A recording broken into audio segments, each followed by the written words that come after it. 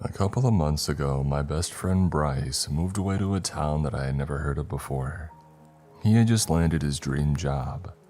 I was gutting to say the last, but worse than that, he practically ghosted me after he left. I sent a few texts here and there, even rang him a few times, but I heard nothing in return. Having been close friends since we were kids, the experience was jarring and definitely shook my trust in friendship as a concept. Thankfully, he recently sent me a text message, apologizing for the radio silence and claiming that moving and starting a new position had taken over his headspace. He told me that I should visit him in his new haunt, and I enthusiastically accepted. We carved out a week that worked for the both of us, and the plan was set. Armed with a backlog of Spotify playlists to keep me company, I plugged the address that he provided into my GPS and I went on my way. It ended up being a lengthy and confusing drive through roads unfamiliar, but finally I arrived in his neighborhood. I took in the scenery. This new neck of the woods was bizarre to say the least. On the same street, housing tacky-looking detached homes stood gothic-looking manors, straight out of a Victorian novel. Way too many convenience stores here for such a small community. And did I mention the town center? Well, wouldn't you have it, it was a collection of skyscrapers piercing through the clouds that looked sleeker than anything that I had ever seen before in my city girl life. The town planner clearly had a fragmented personality. I pulled into the driveway of Bryce's fancy cottage. Really, Bryce, a cottage. Ran up the steps and I rapped at the door. He peeked out through his living room curtains, and ever the goofball that I knew and loved shot me a puzzled look for minutes before he finally opened the door. I flung into him and gave my brother Bear a big hug. The dude seemed tense. "Friend," I exclaimed. "Rose, you're here," he replied. "Of course, dude, you made us plan the trip down to the hour. You have gotten mad organized since we last spoke." I settled into the coziest couch that I could find in his living room, and I let the snug air of his new place flood my senses. It was blissful. I had to admire what he had done to the place. It felt like the culmination of years of settling in, not some place that he had just signed a lease for. "Well," I started, "clearly you've struck it big with the new gig. All that's left for you now is finding a girlfriend so that you can do all that build a family nonsense that everybody's always yapping about." "Yeah, hey, let me get you some coffee, alright?" He walked into the kitchen. More curt than I remembered him ever being. I wondered if the girlfriend comment threw him off. It was only a joke, friend. He returned moments later, coffees in hand. He handed me one of the mugs and then sat opposite of me on another sofa. "So, I gotta say, this area, town, little city, Google wasn't very helpful. This neighborhood is pretty quaint." He looked out the window. "Yeah, no, it's interesting." I waited for him to break from his stare. He wasn't being particularly hostly. I interrupted with more small talk. "Well, how are you settling in? How's life been going?" He leaned back in his seat and scratched the back of his head. "Yeah, I'm settling in fine. It's been busy. Definitely spend most of my time thinking about work." "Yeah, tell me more about that. You were pretty tight-lipped about it on text.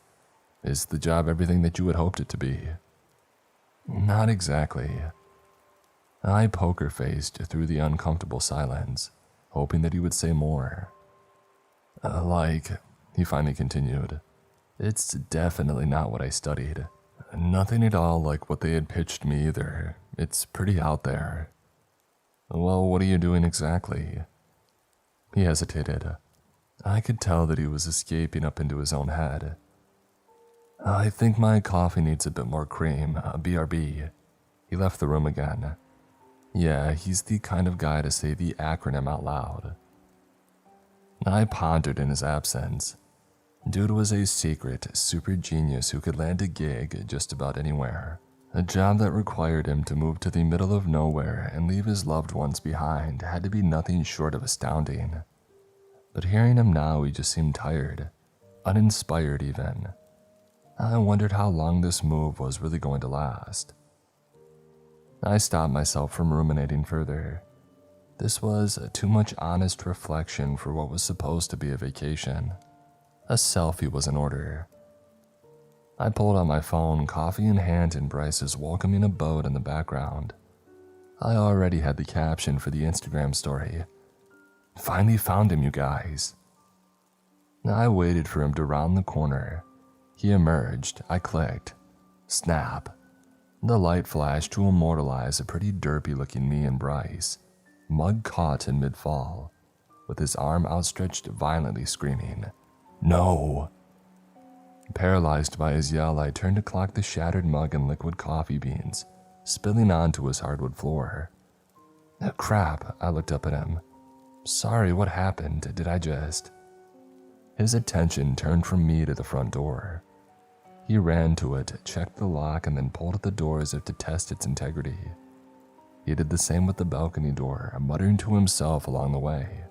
I'm so stupid. Of course she was going to take a picture. Why would I be so careless? I should have known that I should have frickin' known. Hey, I walked up to him. It was only a selfie, Bry. I'm sorry if I caught you off guard. He took a deep breath and then spoke in a tone that was very unbecoming of the Bryce that I knew. It's my fault. I'm the moron. You always take pictures. It's what you do. And what did I do? I left you alone twice. I screwed us. I'm sorry, but you're being incredibly rude right now. Explain yourself. A stern look. We're not supposed to take photos. I raised my eyebrows. Not supposed to take photos of what? Your house? Anything at all in the town. I became convinced this was all an elaborate bit that he had been planning in anticipation of my arrival. I chuckled accordingly. That sounds stupid. A touch of softness returned to his eyes. I was hoping that I would get a chance to ease you into the explanation, but God, there's no easy way to break this to you, is there? What on earth are you talking about? His glance returned to the living room window. He stared out of it for what felt like an eternity. I idled with him, secretly wondering if my friend had become a head case since I last saw him. He had never shown signs of being paranoid or volatile, but maybe something had changed since he had moved. The sound of soft tapping against the window wasn't immediately obvious. When I finally noticed it, I saw a silhouette in the front yard below. Someone, or rather something, was outside, stretching and reaching to try to peer into our elevated living room window. Hide behind the sofa, said Bryce. Are you for real? Do it now. The desperation in his voice was convincing. I begrudgingly followed the orders and crouched against the end of the sofa that I was just sitting on. I peeked ever so slightly to watch Bryce approach the window. There's nothing here for you, Bryce yelled at the stranger in the front yard. A beat of silence. The figure outside slowly lifted its hands, clutching a crumpled piece of paper between them, which it then pressed against the window. It was the selfie that I had just taken. Instinctively, I laughed. It took a few seconds for logic to flood my brain and for me to wonder how on earth a stranger had a printout of a photo that I just took. That isn't ours. No photos were taken here. The photo disappeared from view. Then the entity raised a single finger, tapping the window and pointing in my direction. No one else is here. Bryce held his ground for a moment, and then he closed the curtains. He sat beside me on the living room floor and placed a gentle hand on my shoulder. I was in denial. How is that even? Shh, Bryce interrupted. He'll be gone soon. Minutes passed and the tapping finally subsided. Like I said, Bryce broke the silence. I was hoping we would get a second to settle in first. How does somebody even do that? Like, technologically, how the heck could somebody do that with my phone? I don't get it. I'm gonna need you to calm down for a second. Bryce, what the heck is going on? With a grimace and a restless shuffle, he struggled to find the right words. So, he finally spoke. Let's rewind a bit. I moved to a new town for a job that I could not turn down. Right? When I got here, I knew pretty much immediately that something was very wrong. First, I thought that I was renting this place, but when I arrived, there was a deed taped to the front door signed in my name. My boss for the job I hadn't even started yet stopped by after, congratulating me on the role in the new place. He told me that my pay was going to be much higher than initially discussed, but that the scope of the role would also be way different. I asked him to explain what he meant, and he just said that I would figure it out over time. He was insistent that if I did whatever he asked in a timely manner, that I would live a safe and fulfilling life. And so, for some strange reason, you then thought it would be a great idea to text me to come here. No, I never texted you. I never texted anyone. I ignored everybody's calls, messages, everything. I didn't want anybody to get sucked up into this nonsense with me. But I guess it didn't matter anyways. Something reached out to you pretending to be me, which means that something wants you here. I tensed up. So, we should get the heck out of here then, right? Why didn't you ever leave? Funny enough, I almost did. But then somebody explained the ambulances to me. Ambulances? Yeah, they should be here soon. Bryce put a finger to his lips. The room went quiet for minutes until the distant roars of an ambulance reached our ears. Bryce got up and moved to the kitchen window. I followed. The siren's blare grew louder and clearer. Outside the window, we could see it approaching. It turned a corner and parked on the road only a few houses away. And then I saw it. The back door of the ambulance opened up, and out stepped a man cloaked in thick garb from head to toe. He pulled a stretcher out the back door, then another, and then another.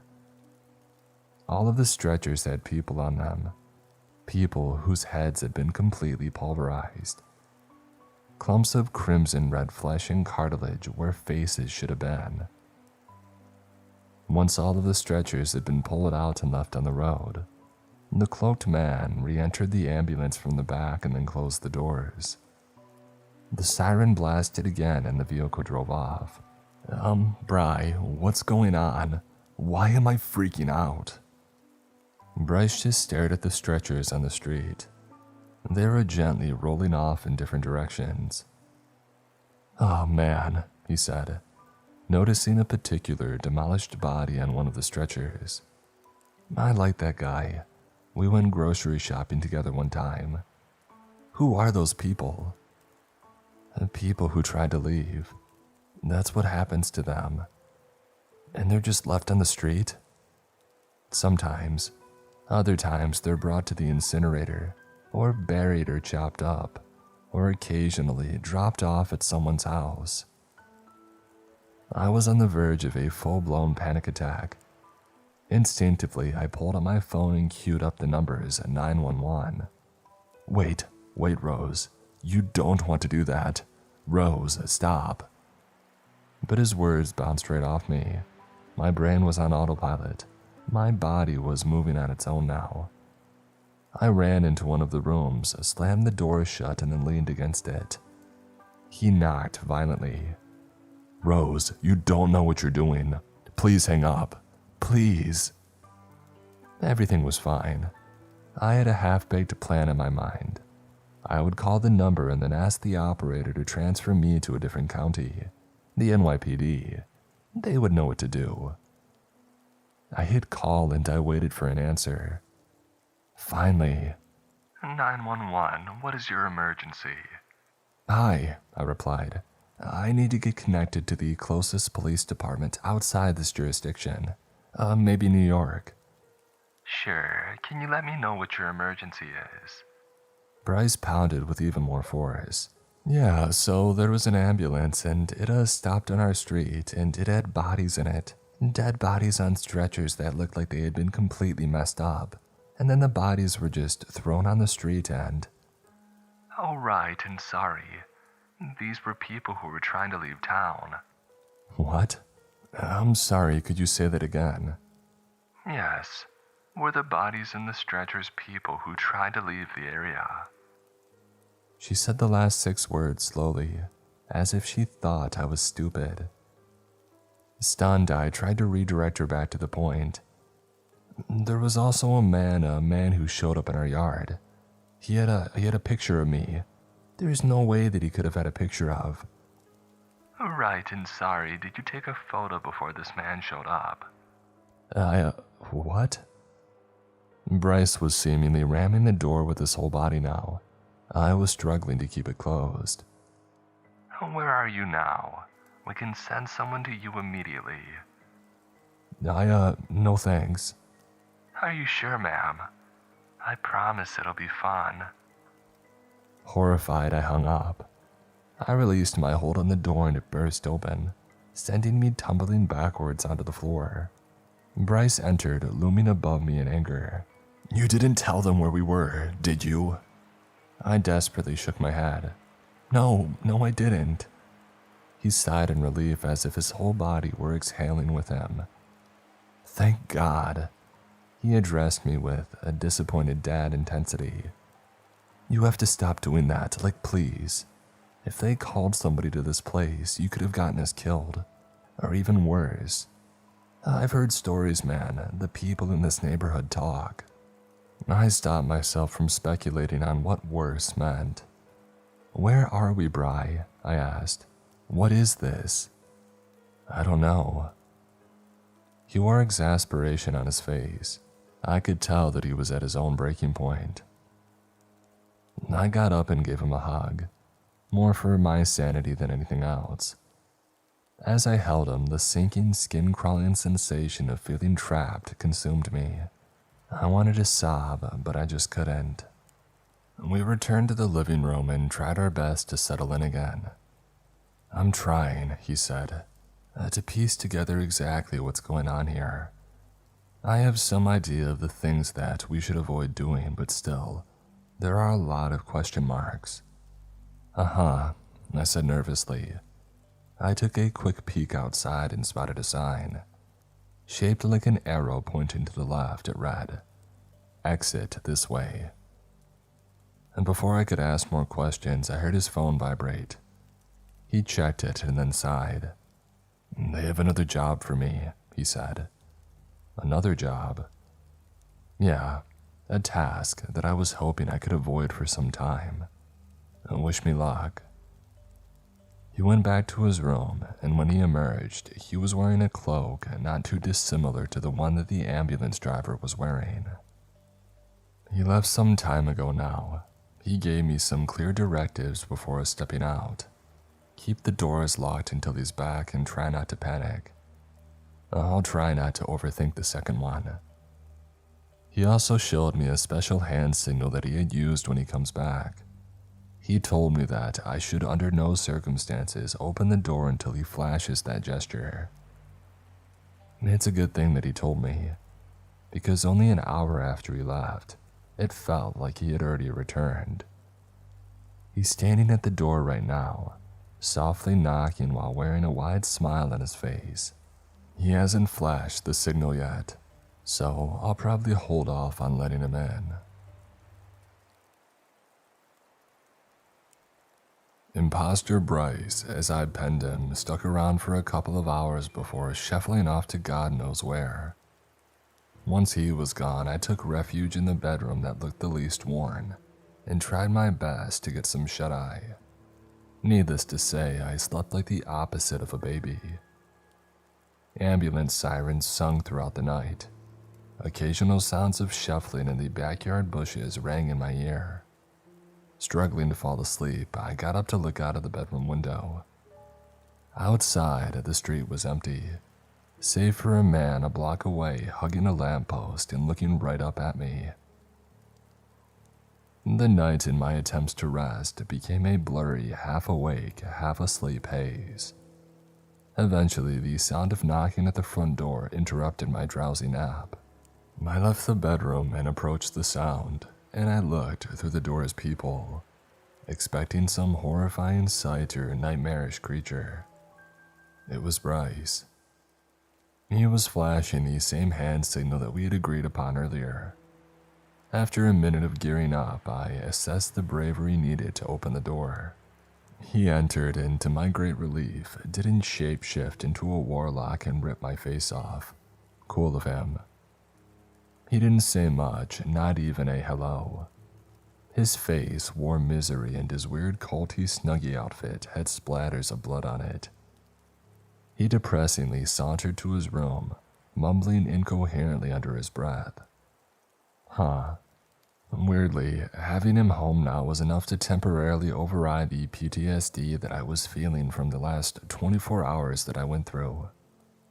I went back to the room and within minutes, I was lights out. When I woke up, it felt like I had emerged from the best sleep that I had ever had, to the point that it took me a good 20 seconds to remember exactly where I was, and for the misery to creep back in. I looked at the clock and saw that the time was only 7:15 a.m. I was flabbergasted. No way that was only an hour of sleep.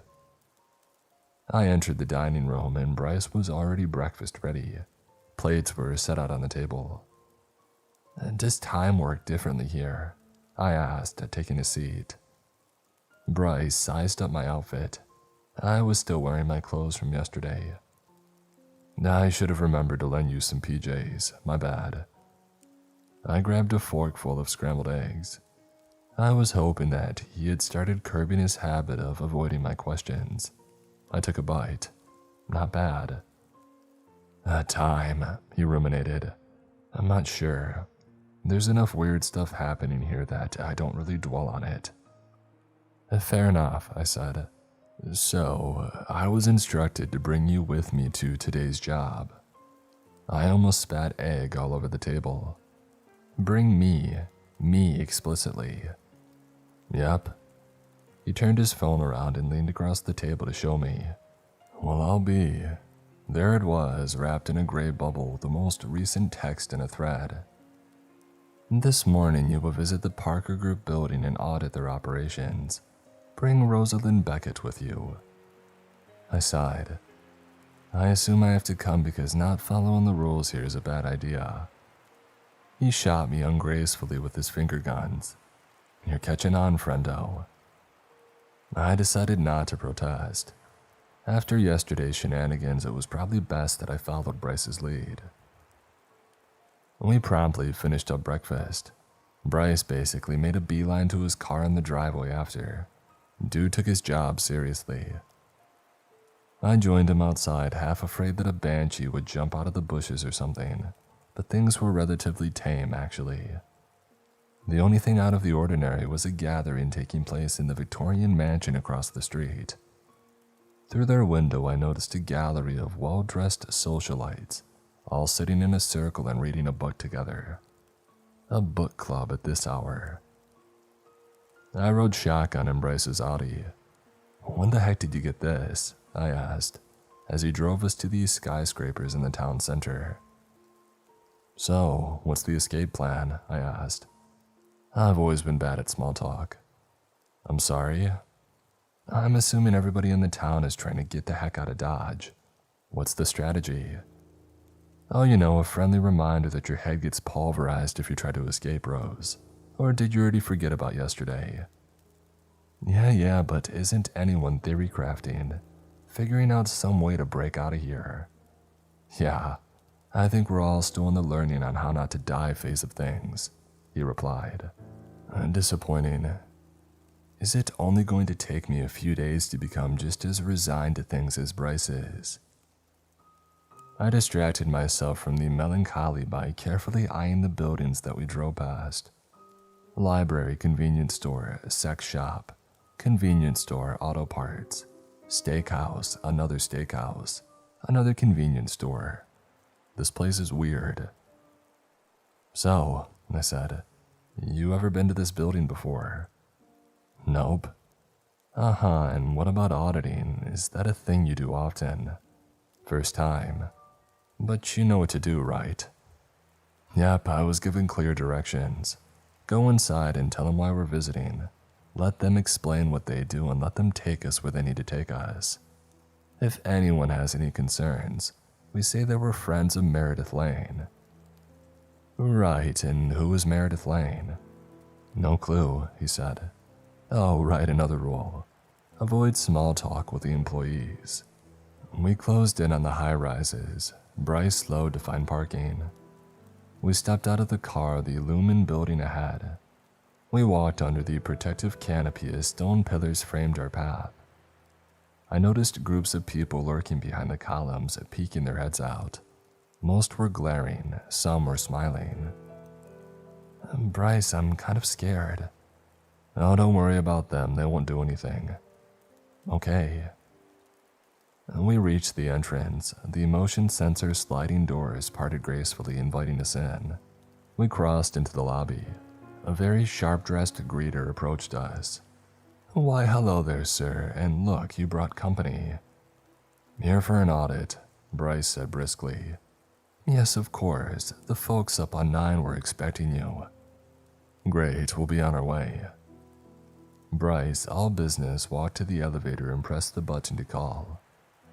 He stared at a framed picture that hung on the wall between the lifts. It was a portrait of a stunning luxury car.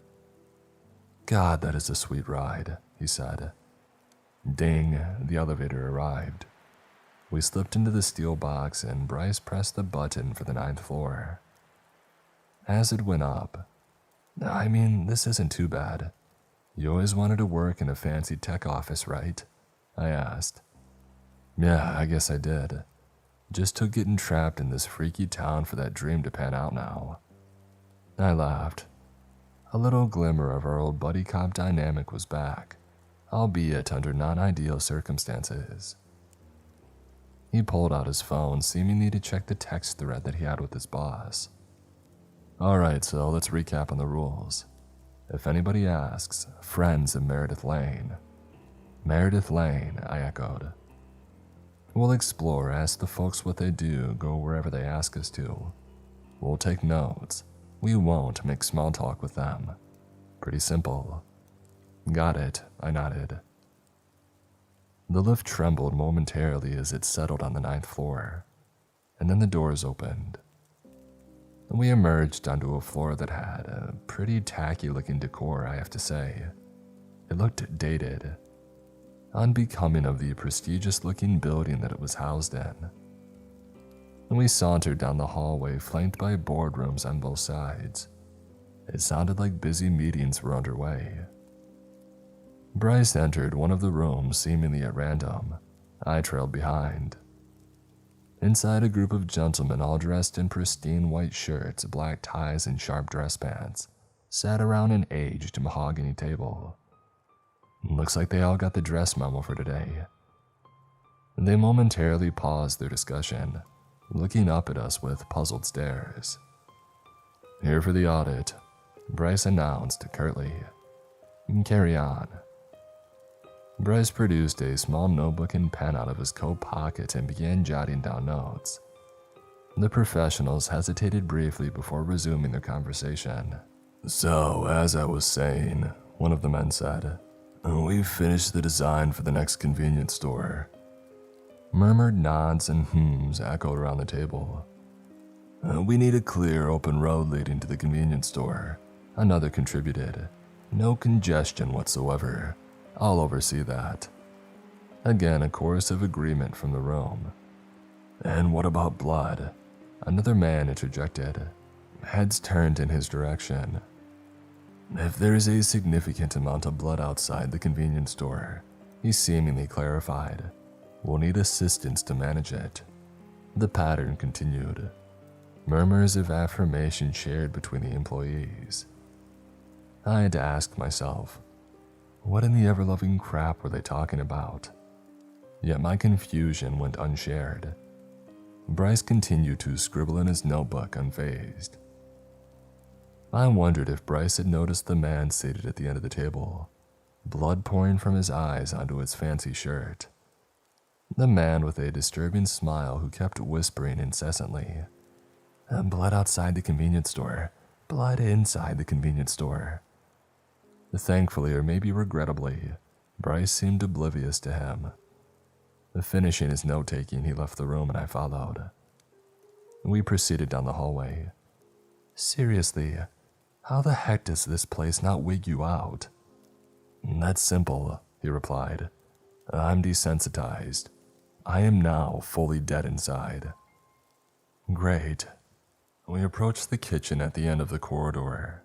As we did, the clack of a foosball game filled our ears. We stepped inside to see two players, momentarily distracted, stopping to turn their gaze towards us. Nearby, a man pouring half and half into his coffee froze as he clocked our entrance. You're, he started. Here for an audit, Bryce cut in. Their eyes remained fixed on us, silent and questioning. We're friends of Meredith Lane, Bryce clarified. Slowly, these strangers chuckled, their laughter gradually escalating into a roar. Yeah, right, friends with Meredith Lane, said one. Yeah, you hate her, chimed another. You despise her, the man with the coffee creamer tagged. What are they on about? I whispered out the side of my mouth to Bryce. Don't overthink it, nothing here makes any sense, he murmured. He stepped forward. All right, that's enough joking around. Why don't you all tell me a bit about what you do? After a brief silence, the coffee man was the first to speak. I'm a firefighter, sir. A firefighter working in a skyscraper, yeah, right. The woman at the foosball table spoke next. I'm an ambulance driver. She noticed the look of fright on my face and clarified. Oh, don't worry, dear, I only drive. A wiry smile crept up on the face of the man on the other side of the foosball table. I'm a police officer, occasionally a 911 operator too. I gulped and tried my best to play it cool. I looked away pretending that I was admiring the decor in the room. Bryce, doing his part, eagerly scribbled into his notebook. He lifted his head when he was done. Great. Anything you would like to show us? The foosball playing officer crept closer. Friends with Meredith Lane, hey. Yep, replied Bryce. Would you like to see her? Sure. The officer led the way, opening a door to reveal another expanse of hallway. We trailed closely behind. The trek was longer than I expected. With each step, the white walls of the building started blistering and peeling. Deeper down the path, the overhead lights were now swaying and broken, casting red shadows onto the wall. Through the damp and moldy, we approached the end of this now dark corridor, reaching a heavy iron door that creaked slightly open. Blood-curdling shrieks could be heard from inside. Our guide to this destination nodded and then turned to leave. Have fun, he called out, retracing his steps and disappearing down the hallway. Bryce stepped through the door first. I trepidatiously tiptoed behind. The screaming stopped the second that we had entered. The smell of coal and old machinery assaulted my senses as I eyed what I knew to be the likely source of the screams. It was a woman. She was tied to a chair with metal chains. Her body looked contorted, twisted, broken in ways that a person couldn't be. Bones visibly protruded from open wounds all around her. Jagged metal jutted from her chest, neck, and legs. Something about her form didn't make any sense. A man in a thick cloak was crouched beside the woman. Meredith, it looks like you have some visitors. My face betrayed my attempt to pretend that any of this was normal. Side-eyeing Bryce, he didn't look so great either. The man in front of us remained focused on the chain being. What do we say when we have visitors, Meredith? A strained, croaky, empty voice left the woman. "We say hello," she gargled barely. Bryce pulled out his notebook. "Here for an audit. Can you explain what you do?" "Really, Bryce? Still just business about all this?"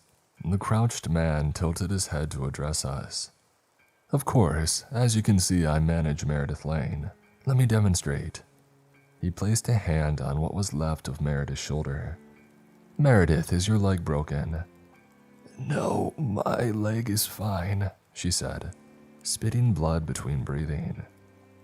Her leg was most certainly broken. Thrice broken, in fact. The least leg-looking leg that I had ever seen. "Is your chest impaled?" he asked. "No, my chest is not impaled," she groaned. A giant piece of metal poked out from her ribs, but sure. Let's gaslight the poor woman. "Is your mouth full of blood? Are you choking?" She struggled to speak again. Blood pooled as the words left her mouth. "No." "Oh, and here's the best one," he said, enthusiastically turning to us before asking his final question. "Meredith, are you alive?" It took her longer to respond to this one. She lifted her neck ever so slightly to look at us. Clearly, she was struggling, but there was something else in her gaze too. Sorrow, wistfulness, regret. "I'm alive," she said, quite lucidly. The cloaked man stood up from his couch, exceedingly cheerful now. "Now isn't that something?" he proclaimed. Bryce just scratched into the notebook. He didn't say a word. I, on the other hand, was mortified. I had just about reached my threshold. I was seconds from puking. I softly stepped back, exiting the room through the iron door for a much-needed reprieve. Bryce didn't seem to notice, thank God. Back out in the hallway, I noticed a rather nervous-looking man pacing back and forth. After a moment, he came up to me. "How are you holding up?" he asked. I stuck to the rules. "I'm here for an audit." He looked disappointed. "Of course you are, let me guess. No photos, no small talk. Friends with Meredith Lane." "Huh?" "Nah, I wasn't falling for it." "That's right, I am friends with Meredith Lane, and that is why I'm here." I enunciated clearly, speaking slowly and thoroughly as one usually does when they're lying. He scratched his head and then turned to leave. He looked back at me once more before doing so. "You know, just once I wish I could talk to somebody who found all this as horrifying as I do." I pursed my lips. "Ah, screw it," he said. "I'll figure some way out of this nightmare. Talking to emotionless robots all day." He muttered, walking off. "Wait," I called out. He stopped and then turned. "Let's talk," I said as quietly as I could. He stepped back towards me. He came with an air of nervous desperation. "Holy crap, an actual conversation," he said. "Look, I'm not sure how much time we have, but I have a working theory about this place that I think might piece everything together." "Spill." He leaned into my ear and whispered. He didn't want anybody else to hear this. "Sweetheart, you know you're not supposed to break the rules." He gripped my neck with one of his hands and covered my mouth with the other. "We have to follow the rules." I struggled to get away, but he was much more powerful than he looked. "Without them, we... I could feel my breath disappearing. "And this is how I die, isn't it?" He squeezed down on my larynx with all of his might. What a stupid way to die. But then the pressure released. I gasped for breath as the attacker staggered backwards. I guess not. My assailant was recoiling in horror at the sight of Bryce. Emerging from the boiler room, Bryce quickly moved to support me, preventing me from collapsing to the floor. The man backpedaled to his feet and fled down the corridor. Bryce took a step as if to chase him and then hesitated and turned back to me. "God, are you okay?" Bryce asked with concern. "No, not really," I said, coughing.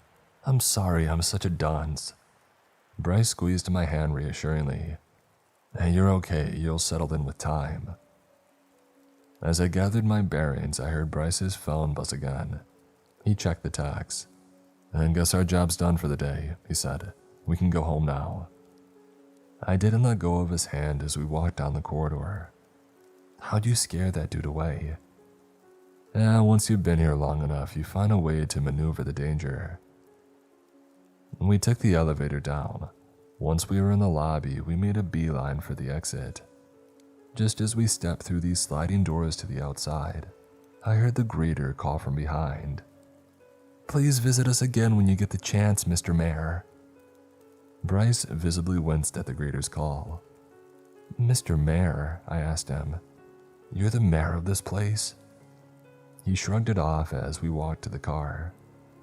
"It's just the job they gave me. We can chat more about it later." The drive home was quiet. Between Bryce's surprise role as mayor and his strange midnight job from last night, a swirl of confusion settled in my stomach. Still riding shotgun with him, I felt safer than I would have without him. But one thing was clear now, more than before. We couldn't stay here.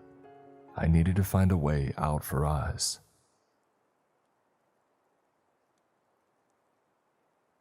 When we got home, Bryce asked for a few hours to de-stress before my barrage of questions. He spent most of it reading a gothic mystery novel on the sofa, as well as retreating into his room to do some private journaling. The evening settled in and Bryce finally scuttled into my room. "The mayor, huh? When were you planning to tell me that was what you did here?" He threw his arms up in exasperation. "Look, there it was," he struggled. "I don't know. I'm not sure if I ever would have felt comfortable mentioning it, if I'm being honest. I never chose the job. They gave it to me when I got here, and since then, I've just been trying to get by." I only had one glaring question on my mind at this point. Everyone in that building said that you hated Meredith Lane.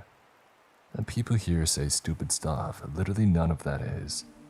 Bryce, just please tell me you didn't order for that poor woman to get chained and tortured like that. Bryce stared at me aghast. "Do you really actually think I'm capable of something like that?" Of course, in the moment I told him no. But as I lay there in bed that night, the question spun around in my head. Was Bryce capable of great evil? The guy that I had known my whole life, no way. The guy who's been trapped in this demented town for months now. I'm not sure. This place could ruin anyone after enough time, couldn't it? I stopped myself there, and I turned my brain off for the sake of some shut-eye. In the morning, I checked the clock on my bedside table. 7:15 a.m. That's twice now. I entered the dining room. Bryce had leftover breakfast on the table for me, sweet of him. With it came a note. "Got called in for an early job. I'm helping make candles today, whatever that means here. I know it's in your DNA to be brash, but please, don't do anything stupid while I'm gone.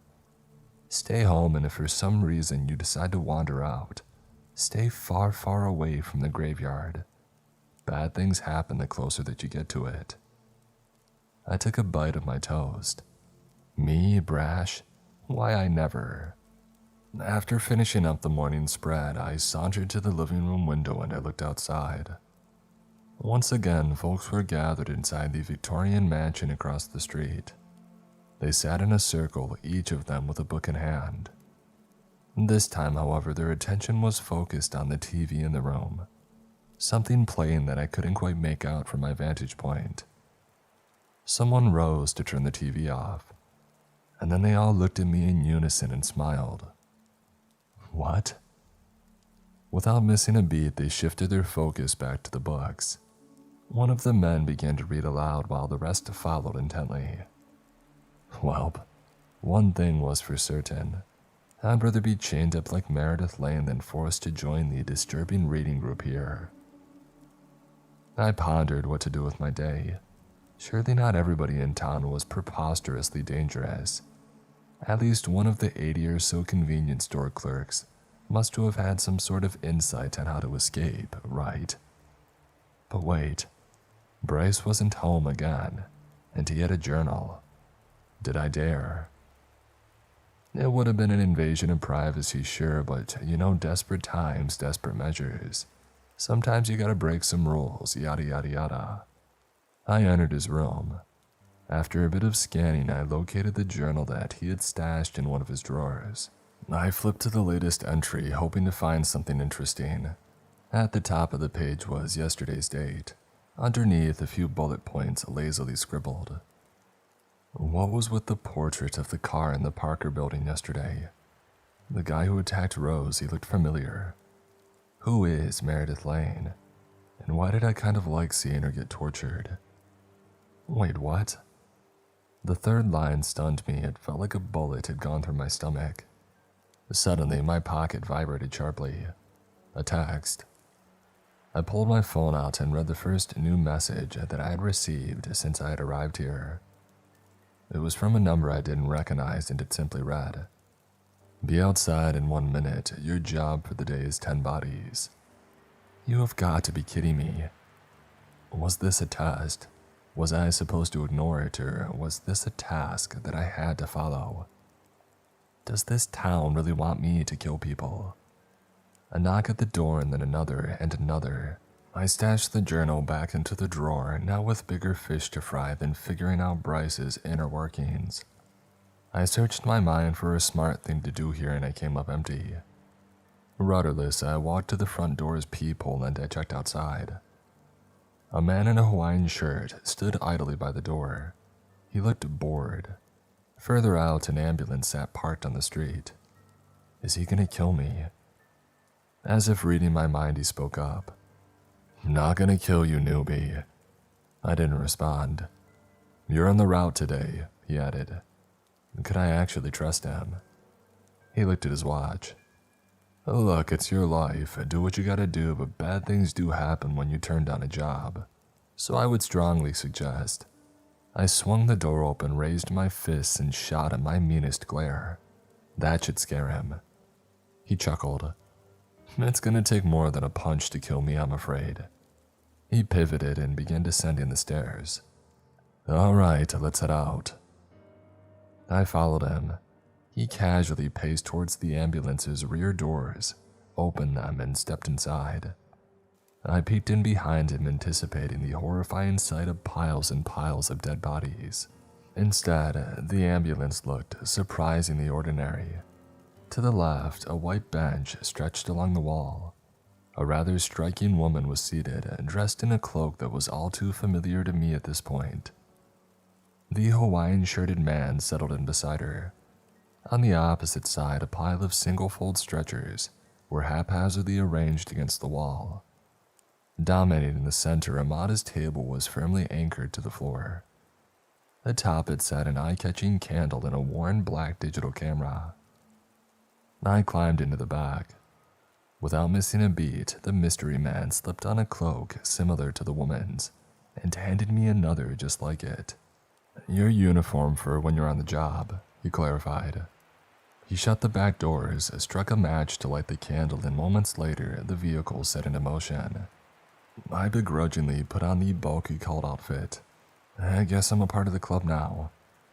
Unsure of what to do next, I ran with an icebreaker. "So, is our job," I said slowly, "to bash people's heads in or something?" The man and woman looked at each other, eyebrows raised in shared bemusement. They started laughing. "Oh, you newcomers," the man said, wiping away a tear. "So good." "Yes," the woman tagged. "We use terrifying black magic rituals to punish all those who try to leave. And sometimes when the magic doesn't work, we resort to the ancient art of stick throwing." She nodded. "Never underestimate a well-aimed twig." Dorky giggles permeated their sarcastic ribbing. It was annoying. "Look, clearly you two are having a ball right now, but can you just say it plainly? You don't kill people, right?" "Right," the woman responded more seriously. "As some of us just want to get through the cursed day and go home." "Fair enough, lady." It was an interesting ambulance ride. I learned their names, Matthias and Svetlana. They were a couple, actually. I'm afraid that I only caught on once I saw them sneak a kiss though. They spent most of the ride home doing some pretty nonsensical stuff. With a deck of cards, they played a demented version of Go Fish that I couldn't fully understand the rules of. Later, Matthias broke into song, belting what sounded like 3 vaguely familiar pop tunes randomly mashed together. Svetlana knew it and sang along, which I guess is what mattered. Finally, Svetlana pitched a game where we would all ask each other increasingly personal questions. I bowed out, using the excuse that I was still jarred by the no small talk rule in the Parker Group building. The two of them passed questions back and forth. What's the funniest thing that ever happened to you? When was the last time that you felt super embarrassed? And then, rather innocently, from Svetlana to Matthias, what was the happiest moment of your life? He looked back at her wistfully. The day that I met you. She held her hand to his cheek and they shared a genuinely loving gaze. Ah, barf. Too much, please make it stop. The ambulance screeched to a halt. The driver called out, "All right, body retrieval, let's go." My colleague shifted to a more somber tone. They opened the rear exit and stepped out, and I followed. We had stopped at a house. There on the grass before us, a man lay dead, a camera in his hand. His twisted neck, contorted body, and protruding bones gave me flashbacks to Meredith. 2 police officers stood over him. They regarded us as we walked up. "I took a photo of himself. A sucker's way out," one said. The other officer chimed in. "You gotta question the logic. And did he think this would somehow be a shorter death?" The first mimed taking a photo, voice high-pitched in imitation. He was probably like, "Ah, this will be painless. Ah, click. Wait, why am I not dead? Wait, what was that? Bah, ah." Matthias pulled a stretcher from the ambulance, setting it next to the lifeless figure while the officers laughed. Together, he and Svetlana softly lifted the body onto it. Why are all of you so dang gloom?" One of the officers said, and he turned to me. You especially."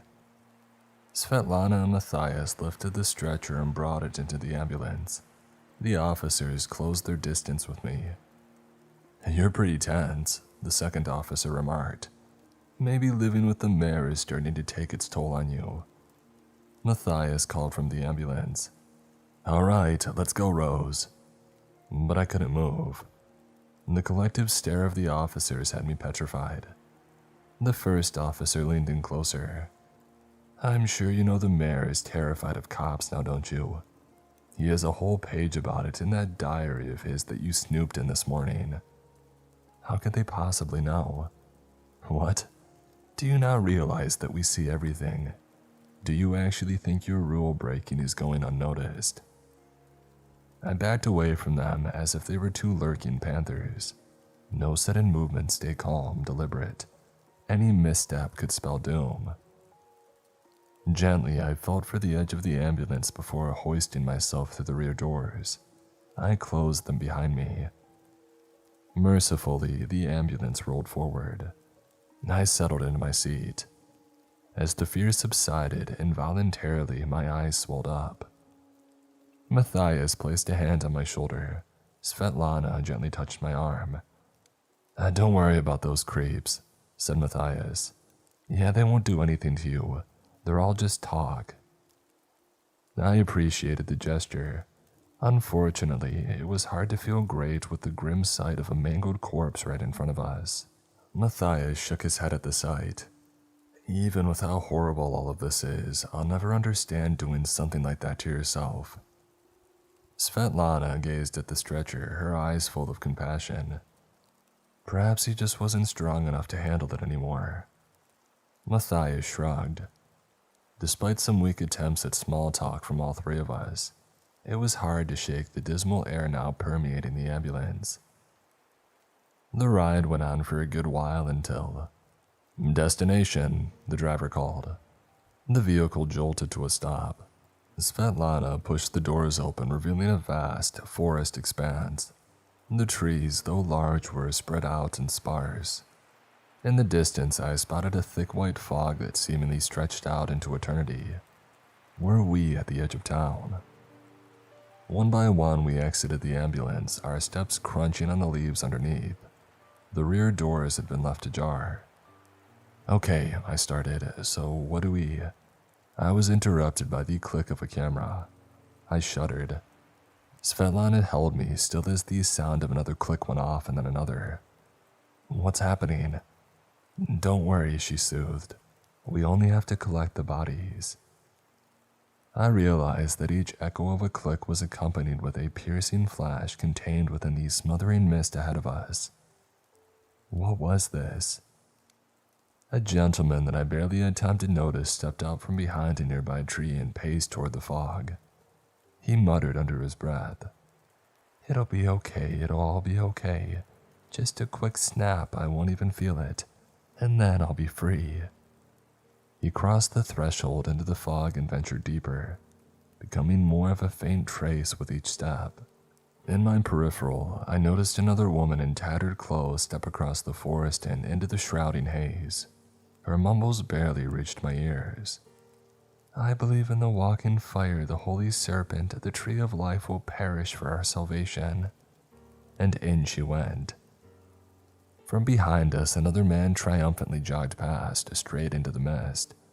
He shouted out as he did, "It's a mirage, there's nothing real keeping us here." The deeper he went until he was just a speck in the white veil. Everything was a lie. Click, click, click. Each click was accompanied with the sound of a harsh pop and a powerful flash within the fog. The sound of bodies dropping.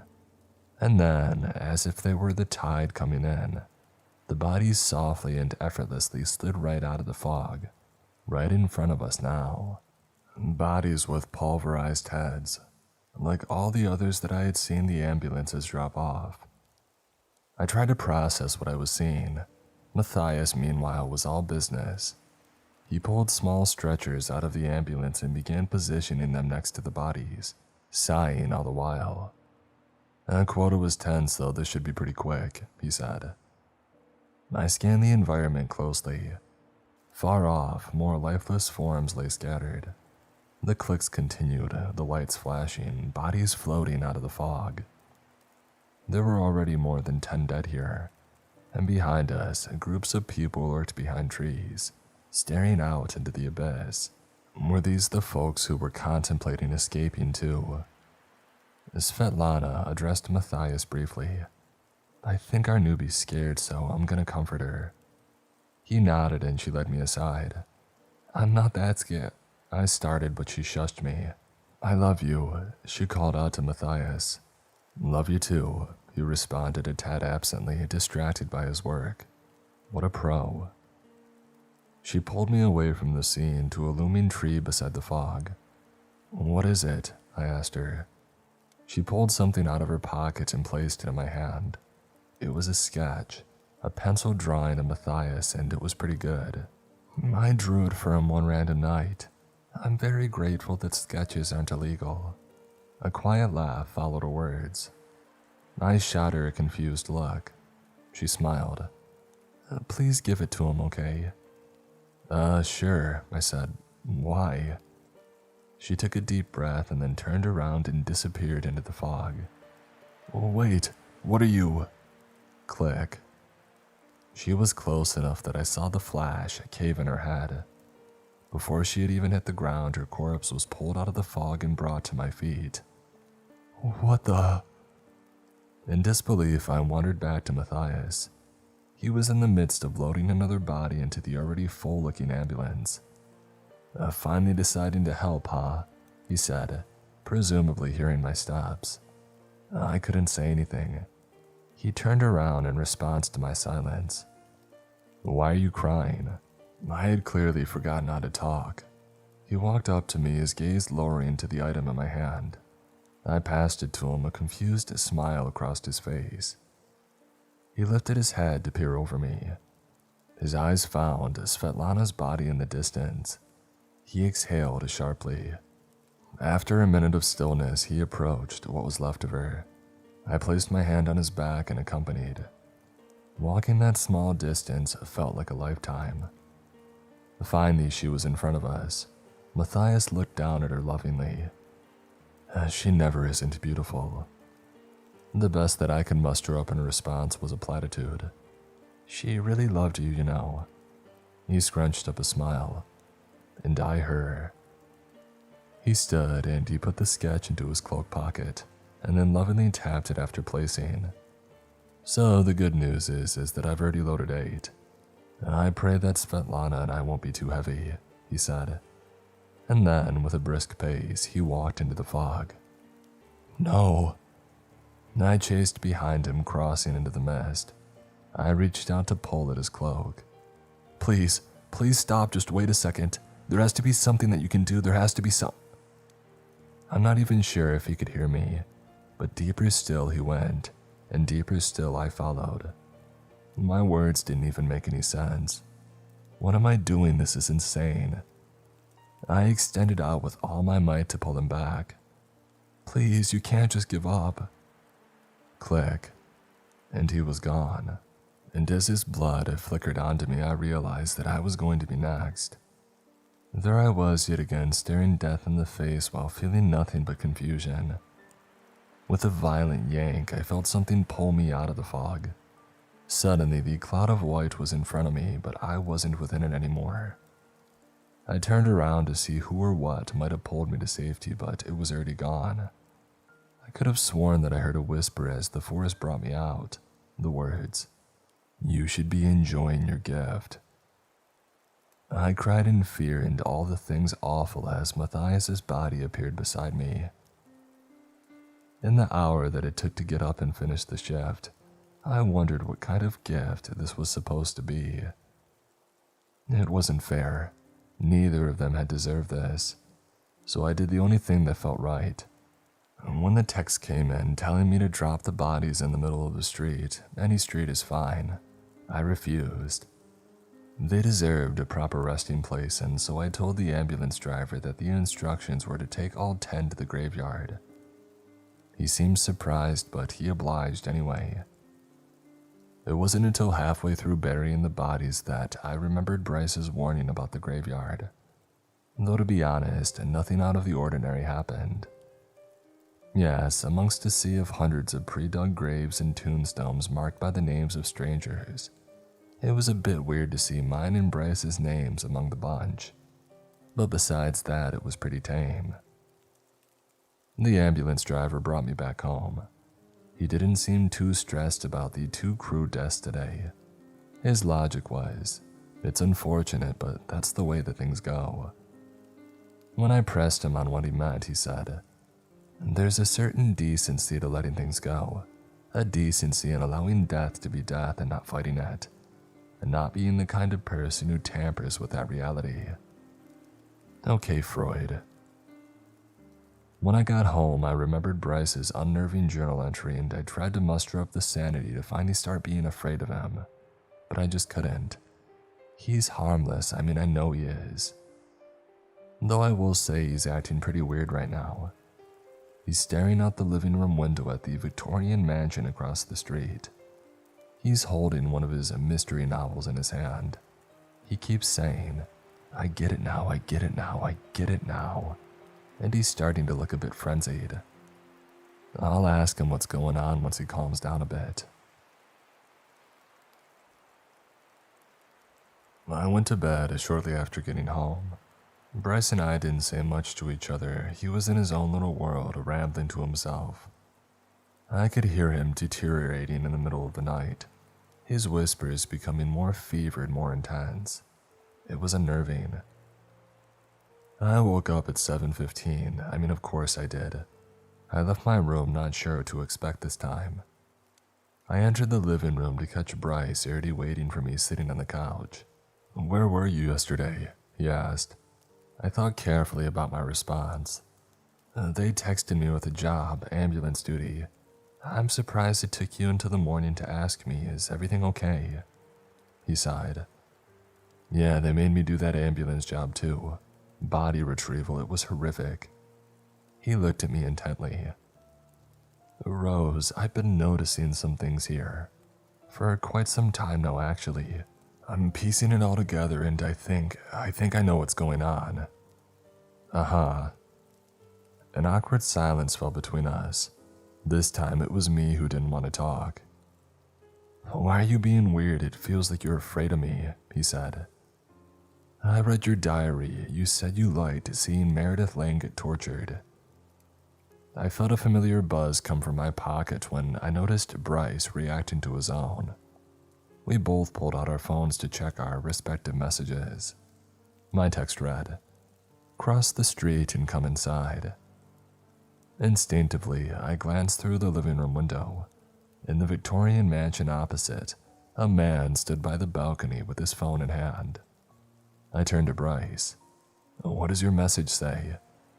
"They're telling me to stay home today." "You?" I guess they just want me." I swallowed my nervousness. "They want me to join them across the street." Bryce got up from his seat and looked outside at the opposing mansion.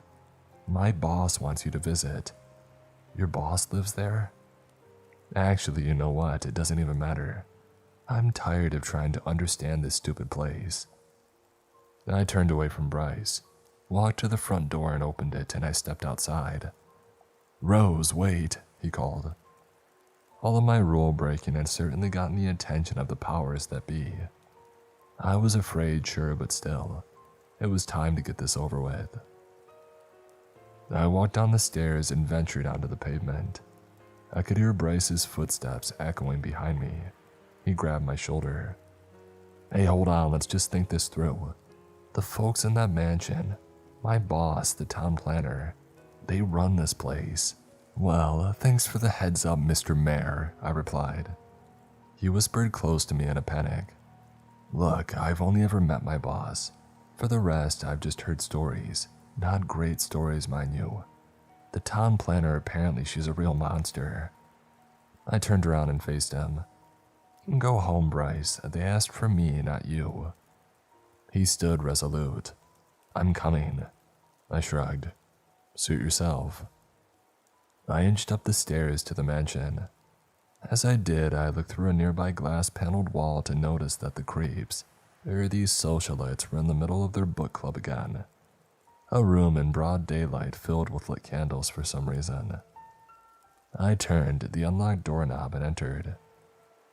Inside, the man who had stood by the balcony greeted me with an unsettling eagerness.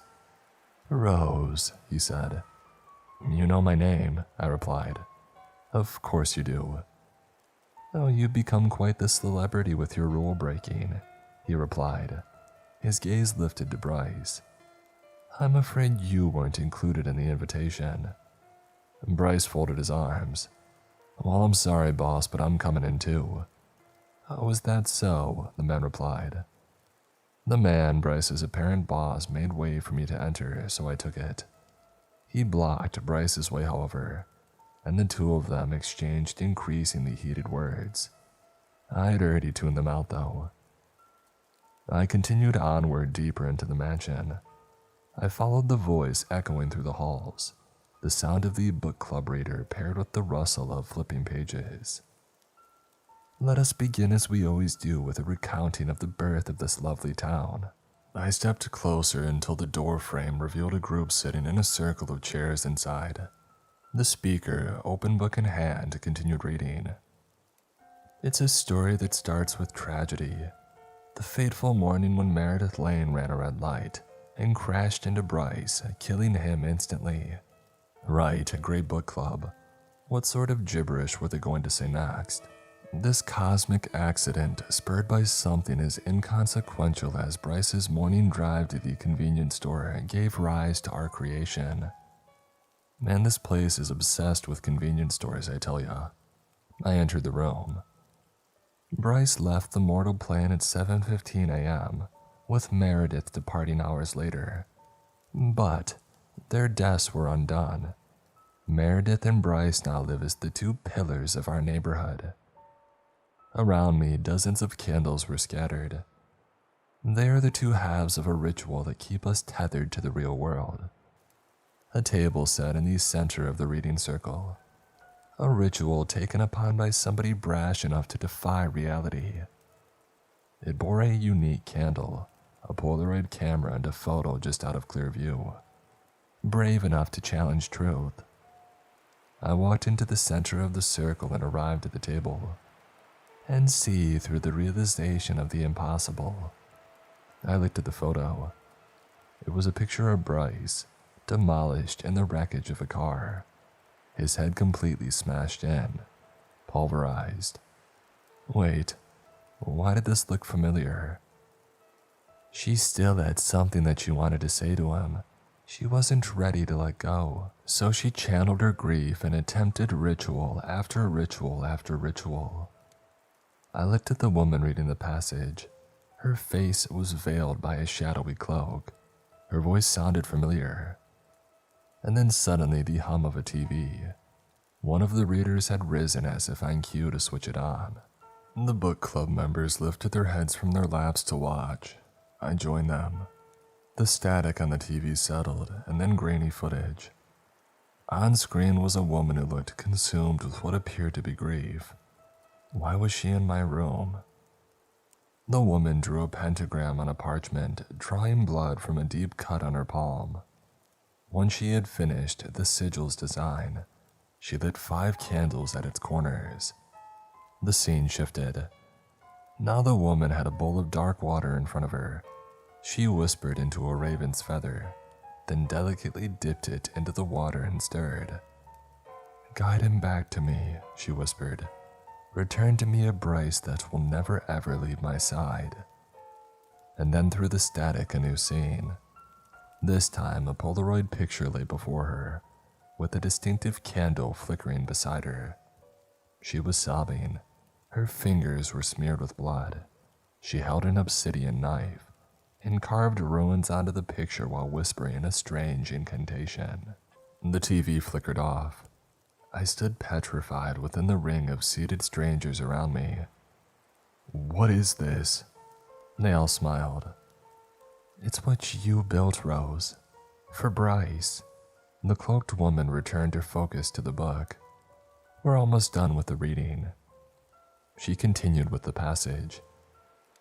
Finally, she succeeded, securing a special photo of the deceased body in the wreckage.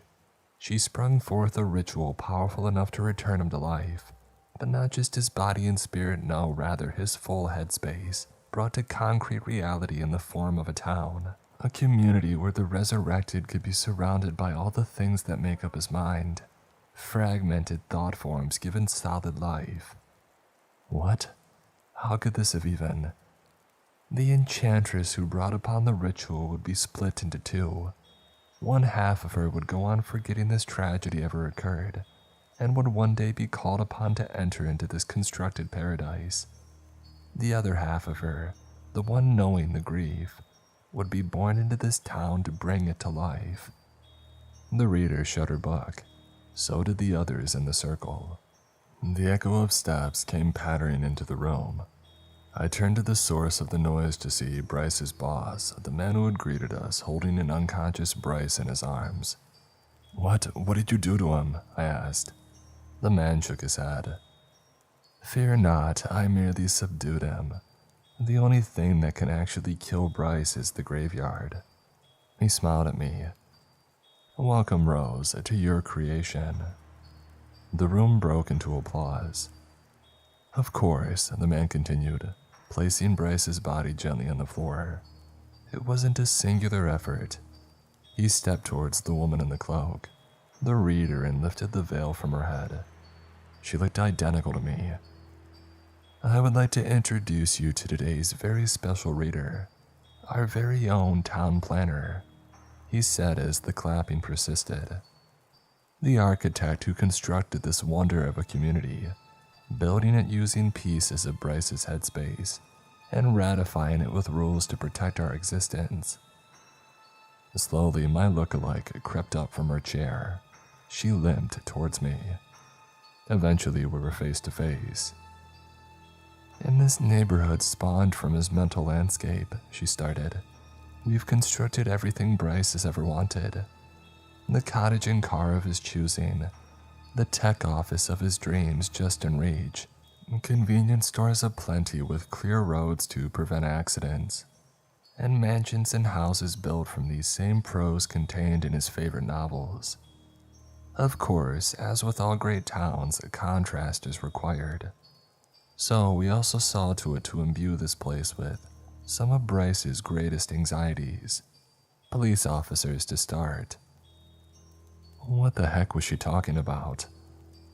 Now sure, some of the thought-form residents here might try to escape, in which case it's only fitting that their bodies end up as Bryce's did when he had first departed. But the rest of them are free to live as they please. They can work, fall in love, do whatever they would like, just as long as they follow the rules. No calls to the outside. No office chatter to theory craft and conspire. No leaving. This town and its residents are born of Bryce's psyche. If things fragment and spill out into the outside world, the ritual will dissipate, and this place will cease to exist. Hence why rule breakers are strewn about the street as public warnings. What are you saying? And what about no photos? I asked, shell-shocked. Where does that rule come from? The town planner grabbed the Polaroid of Bryce's dead body from the table and held it in front of me. My detest for photos appeared right after the stringer first gave me the picture of Bryce's body. Photos are cruel. Bryce's death should be struck from the record, and yet, by being the core of the incantation that birthed this town, this photo will never cease to exist. She tore up the photo. Immediately, there was a duplicate of it back on the table. You brought all of this to life with your beautiful brashness, she said. But it's time now for you to follow the rules and relish what you built. Don't let your strong-headedness cheat you out of this. You should be enjoying your gift. I did this. Through the sheer horror, I had one last question for my doppelganger. And Meredith Lane, did you pluck her out of Bryce's headspace too? My other half smiled. While Bryce's subconscious would surely loathe the person who stole his life away, her current state is my creation alone. Think of it as her punishment for taking him away from us. I looked down at Bryce's unconscious body on the floor. I couldn't let go, I said, and so I brought him back into hell. I glared at the physical manifestation of my grief standing before me. Do you really think that he's happy with any of this? She gazed at me tenderly. I'm sure deep down he's happy to be alive again, and by bringing him back you gave life to so many others. To the residents here, you are the creator. You made this happen. The circle of strangers beamed smiles at me, strangers who would kill me for breaking the rules of the town that I brought to life with my selfishness. You're right, I started. I made this happen. I stood over a lit candle on the table. And so it's up to me to fix things. After all, the Lord giveth and the Lord taketh away, right? I tipped the candle to the floor. A fire spilled onto the rug and spread. Immediately I moved from windowsill to shelves to mantels, knocking candle after candle to the ground, igniting patches of fire around the room. The members closed in to stop me. I grabbed their discarded books and hurled them into the flames to speed up the spread.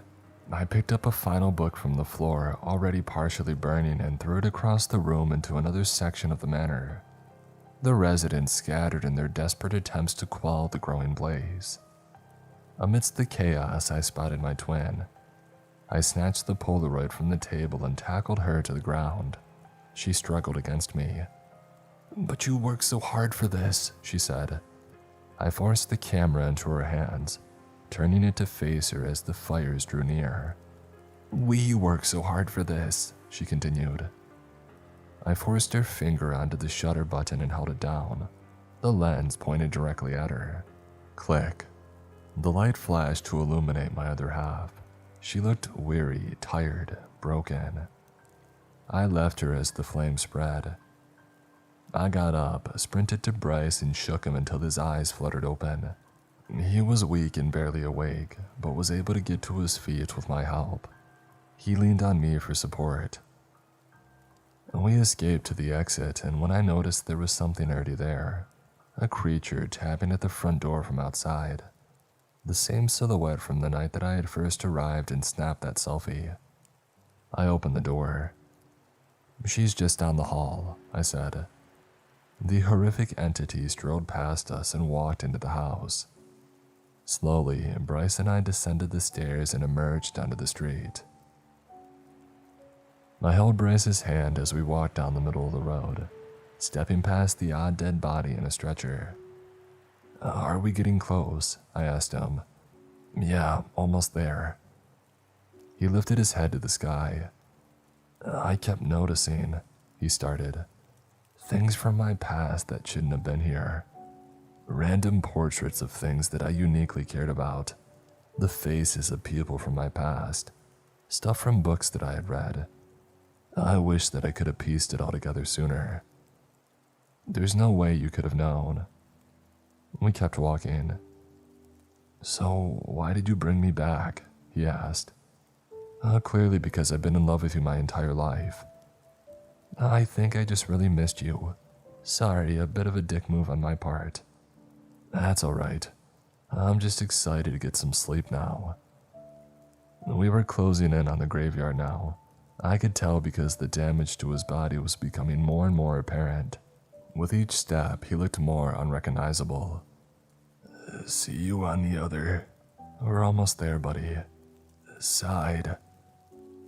I laid him in the grave that was marked with his name.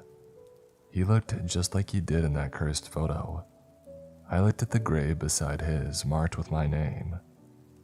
One day when it's time, I'll come back here. But for now, it was time to go. I had one more stop. Clearly, Bryce's demise had taken its toll on the town. There were fires everywhere, residents holding each other and crying, others standing like statues in the street, devoid of breath. I walked through the sliding doors of the Parker Group building. I took the elevator up to the 9th floor and then walked the corridor down to Meredith's dungeon. When I entered, her keeper was already leaning against the wall, coughing up blood. He didn't notice me enter. He was probably busy keeping himself from fading away. "Meredith," I said. She lifted her head. "Is your leg broken?" "Yeah." No, it's okay, you're safe with me. "Is your leg broken?" Maybe." "Is there a piece of metal lodged in your chest?" No there." "Meredith, it's all right. You're not supposed to be here. You and I both know this. You were in an accident." She teared up. "You didn't make it." No, I'm... "Meredith, listen to me very closely. You've been dead for quite some time now, haven't you?" She took a while to answer me, and finally she smiled. "Yes," she replied weakly. She collapsed from the chair to the floor, chains removed, dead as she was supposed to be. I made the long journey to the edge of the now empty town. I entered an ambulance that had been parked near the forest and drove into the night, further and further until I was deep in the fog that had killed Matthias and Svetlana, and so many before it. The mist stretched long, but eventually I was out, back on roads familiar, and with dense forests on either side of the road. I noticed something ahead in the distance. I steered closer and I caught sight of Bryce walking by the side of the road. Or, well, the version of Bryce that I had encountered on my first night in town. The happy, smiling imposter Bryce who had shown up at the house past midnight, waiting outside of the door. The stranger still was who he was holding in his arms. It was me, or the town planner me, my grief-stricken half. As I took in the morbid sight of them walking in the glow of the moonlight, I realized this Bryce must have been the creation of a different ritual. Ah yes, that other ritual, the one with the feather and the bowl of water, where I wanted to manifest a Bryce who would never ever leave my side. I guess he ended up rescuing my other half from the horrible fate that befell her. Yes, her body looked mangled beyond recognition, but I could tell that she was still alive. Maybe, just maybe, they would be good for each other. As the ambulance barreled past and I made my way home, I had to admit that it was a bit unfortunate that I was driving, because I really would have liked to take a photo of them.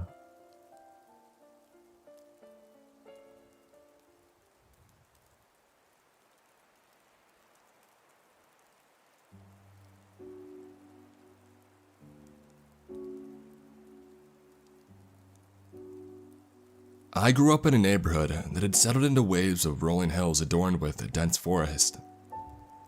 If you worked your way through a particular grove of trees, you would come upon our secret place. A clearing ending at the tip of a steep cliff that watched over a lush expanse of immaculate countryside, stretching from our modest town all the way to the distant horizon. It was the last place the sun had touched before setting each night, and it remained in darkness the longest waiting for sunlight to come again. In the summer of 1987, it was there that my best friend and I did something unspeakable. In one way or another, we were made to pay for it. I invented a game called Overboard that we often played there. It went like this. One person, being the victim, would approach the edge of the cliff, face to face with their own mortality, suck in a deep breath and then yell, "Overboard!" to the ground before dramatically pretending to jump or fall off. To the uninitiated, it would seem that they had fallen. But in reality, there is a small but sturdy overhang a few feet beneath the edge that they had landed on. And then another person, the hero, or perhaps more, depending on the size of the victim, would pull them back to safety. Bill, who bravely bordered on stupidity, had perfected an impressive move in which he put his back to the cliff and faced me, drawing an imaginary revolver from his right hip. I drew mine in turn, and after a brief but frenzied shootout, he would clutch his chest, gasp out one final breath, and tip effortlessly backwards onto the ledge below.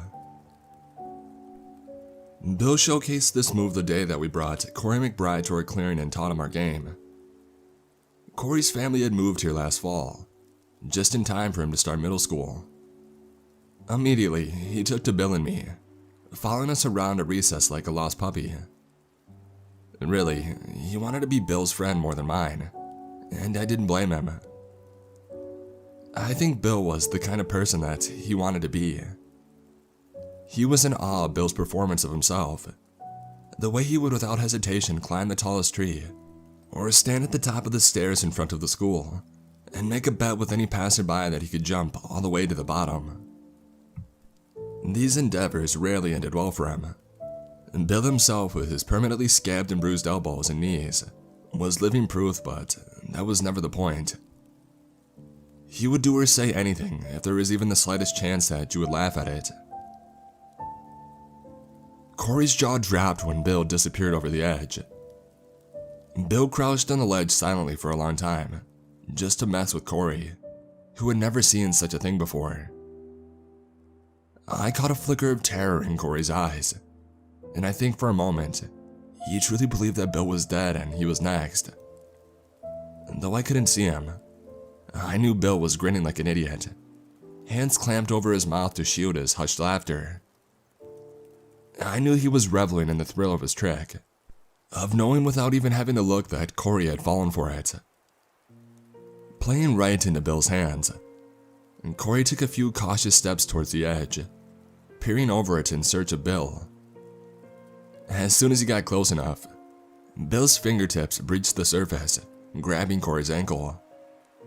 Startled, he let out a high-pitched yelp and he jumped back. Once I had stopped laughing, I went to retrieve Bill.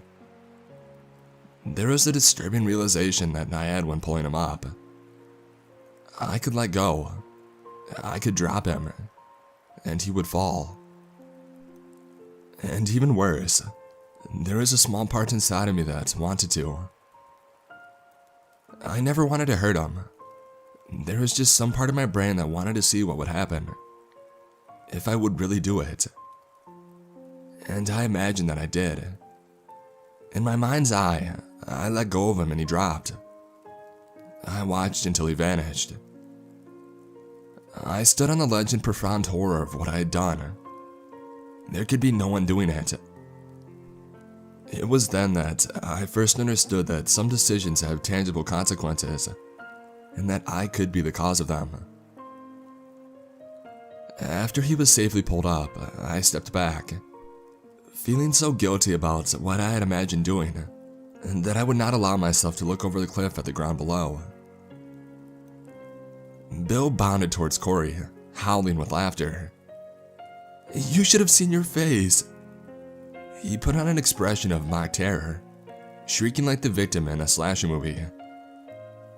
Corey laughed along with him, though he raised a hand to cover his reddening cheeks, self-conscious on how they revealed his embarrassment. But he perked up when Bill clapped him on the shoulder and pointed him to the edge. "Now you." This would be his chance to prove himself. Corey stepped up to take his turn, tentatively peering over the edge, evaluating the narrow margin between safety on the overhang and certain death mere inches beyond it. In a shy voice, he let out a timid, "Overboard," and not so much jumped as gently lowered himself onto the ledge. Satisfied with his landing, he fell into bouts of nervous laughter for a few moments until his fear returned and he wanted to be pulled up.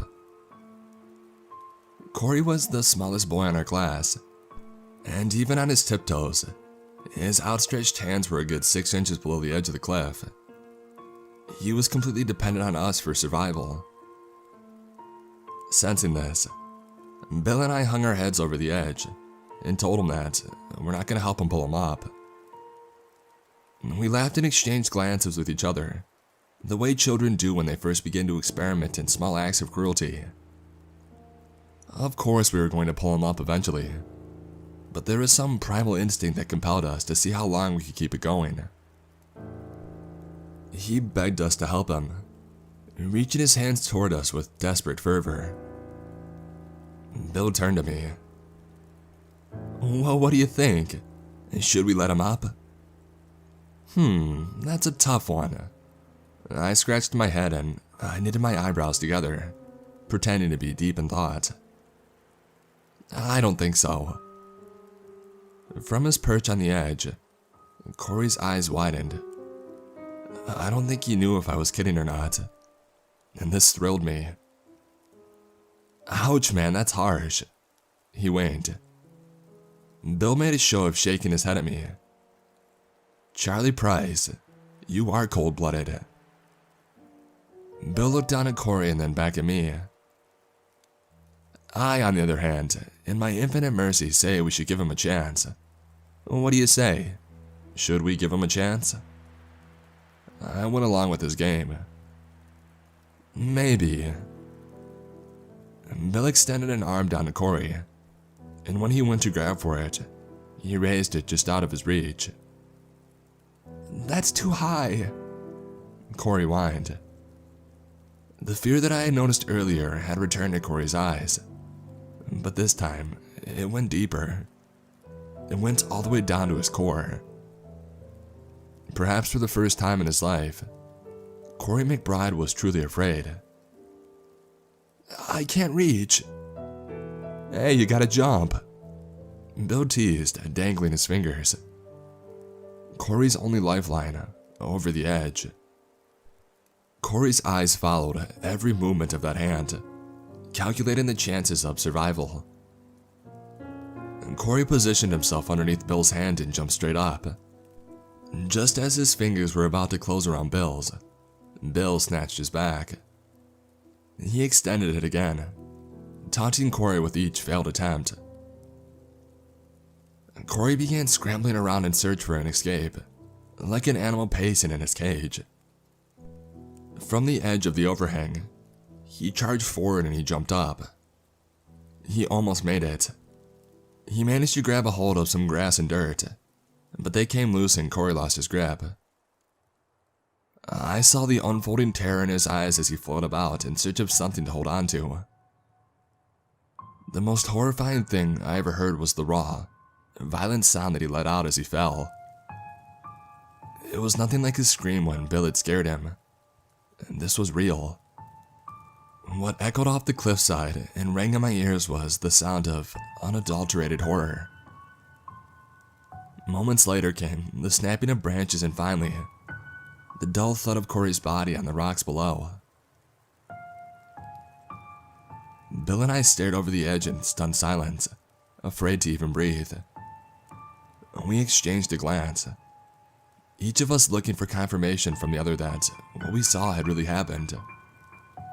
We waited and listened, prayed for any signs of life below. All was still. Bill was the first to break the silence, leaping to his feet and raving about how we needed to come up with a plan. I said that we should tell our parents. "Are you kidding?" Bill said. "I got grounded for a month for failing a math test. If my parents find out, they'll kill me." "What if we call the police but don't tell them our name so they can't figure out that it was us?" "They can trace calls," he scoffed. "And you were the one who said you wouldn't pull them up, so you'll go to jail." "But," Bill cut me off, "this is murder. They'll give you the death penalty." He was right, I realized. I killed Corey McBride. We did. "You killed him too, you know. We both killed him. We'll both go to jail. Double murder." Bill seemed to agree. "Give me a minute." He paced around the clearing, deep in thought. I sat down in the grass, soaking up the last of the afternoon sun. I would not take my eyes off the edge of the cliff, hoping that Corey would climb back up. Bill came up with a plan he assured me was foolproof. We wouldn't say anything. When Corey's parents came looking for him, we would say that we had been playing in the woods on the other side of town, and that he had gone home an hour before we did. We swore to each other on our own graves that we would never tell a soul what we did to Corey McBride. It was easy to make the promise then, but it was a lot harder to keep it the next morning, when Corey's tear-stricken mother turned up on my doorstep, asking if I knew what had happened to her son. I stuck to the plan out of fear that I would be punished, but I wanted so badly to tell her the truth, if only to clear my conscience. "I have no idea where he is," I told her, keeping my eyes down in the hopes that she would not see my obvious guilt. "He told me that he was going to play with you and Bill," she begged. "Please, you have to know something." "He left an hour before we did. He said that he was going home." "How could he have gotten lost when you were playing so close?" She pointed towards the woods and my blood ran cold. "We weren't over there. We were on the other side of town." "How did she know where we were?" Corey's deafening scream replayed in my mind. What if she heard the whole thing? "Don't you dare lie to me!" Her voice hitched, coming out in high-pitched bursts. "Corey told me that you guys were playing over there. He's a good boy and he wouldn't lie to me." I wish Bill were here with me. He wouldn't even have to think to come up with a response that would exonerate us and get her off our trail. My words faltered. "Well, we were over there, but then we decided to go down to the creek, so we went over to the woods on the east side." She thought for a moment, analyzing my words. I hoped with everything that I had that she would believe me. "Okay," she quietly nodded, wiping stray tears from her eyes. "Okay." There was a town-wide search for the next 3 weeks that scoured the woods, the wrong woods, for any sign of Corey. Part of me hoped that they would find him, until I realized that if Corey was still alive, he would tell everybody what Bill and I had done. It was better that he was dead, I told myself. Better him than me. I was conscripted into the search by my mother, who woke me up one early morning to tell me we were going to look for that missing boy. Corey, is that what you said his name was? I nodded. You two were friends, right? He was in my class. Satisfied with my answers, we ate a quick breakfast and headed outside to join a few of our neighbors who would be searching with us. I wondered why we were meeting so close to our house when the search parties were under the impression that Corey was lost on the other side of town. I shook this thought off though, chalking it up to just another item in the long list of things adults did that made no sense to me. The group that I was part of was headed by a police officer. I saw that Bill and his parents were there too. I was glad. It would be easier to keep our story straight if we were both together. It was still hard to pretend I didn't know what had happened. I couldn't stop my eyes from wandering to the path that led to the cliff, even though I never said anything and nobody ever asked me. It felt like a lie not to tell them that I knew exactly where Corey was. My heart stopped when the officer began leading us into the woods. The right woods. I was terrified. Did they know Bill and I were lying? Were they going to lead us right to the body so they could arrest us? And Bill felt it too. He rushed over to the officer and got his attention. We weren't playing over there, he protested, pointing in the opposite direction. We were on the east side. The officer nodded. I know, son, but we haven't found anything over there. We just want to be absolutely sure we've looked everywhere. We started on a path that I had never used before. I could sense from the decline of the terrain that we were headed for the base of the cliff. It wasn't the heat that made me sweat as we got closer and closer to the bottom. Everyone took their time searching when the ground leveled off. The woods weren't as dense here, but there were still lots of places a small boy like Corey could fit. I played my part, turning over logs and checking behind every tree, intermittently calling his name just like everybody else. My worst fears were about to come true as the group began moving closer to the cliff. I looked for Bill, hoping that he would know what to do, but he had disappeared. I looked around and he was nowhere to be found. I was on my own this time. Maybe I could trip to stall this time. I could pretend to sprain my ankle, and then they might call the whole thing off for the day. While I was searching for the perfect rock to trip over, Bill's voice cut through the trees. Over here, he yelled. I still couldn't see him, but his voice came from far enough behind us that it might keep everybody away from the cliff for a while. The officer started towards the sound of his voice, and the group followed with him. The sounds of twigs snapping grew louder, and then I saw Bill running between the trees, carrying something in his hands. Winded, he bent over, hands on his knees to catch his breath. Immediately, I noticed something was different.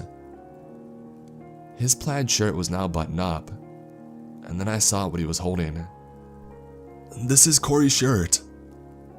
He handed the officer a torn piece of muddy fabric, the mutilated remnants of the white t-shirt Bill had been wearing minutes before. It was probably still warm. Bill must have drug it through the dirt to make it look like it had been there for days, and torn it to disguise the fact that it would have been too big for Corey. The officer held it out for me to corroborate the story. Bill shot a glare that warned me to go along with it. I inspected it for a moment. Yeah, that's what he was wearing. I sighed with relief when the officer instructed Bill to show him where he had found the shirt. Bill led the group far away from the cliff. I was impressed with his quick thinking, and grateful that we didn't have to rely on my plan. I don't know where Bill came up with these ideas. Not only did he put good distance between us and Corey's body, he even broke some low-hanging branches and draped stray pieces of the shirt over them, creating the illusion of Corey's path, conveniently leading in the opposite direction of where he actually was. The search drug on for weeks, but I knew that it was pointless. I was certain that Corey was dead just a few days after it had happened. When I saw him standing in the middle of the street outside of my house, at first I thought that maybe he had come back, until I watched a car drive right through him, and he was still standing after it had passed. Cautiously, I stepped outside and I approached him. "Corey?" I whispered, looking around to make sure that no one was outside to see me talking to a dead boy. He didn't answer, but he looked at me as if he had heard. He looked so real, not like the ghosts from the old movies my older brother and I often watched after our parents went to bed.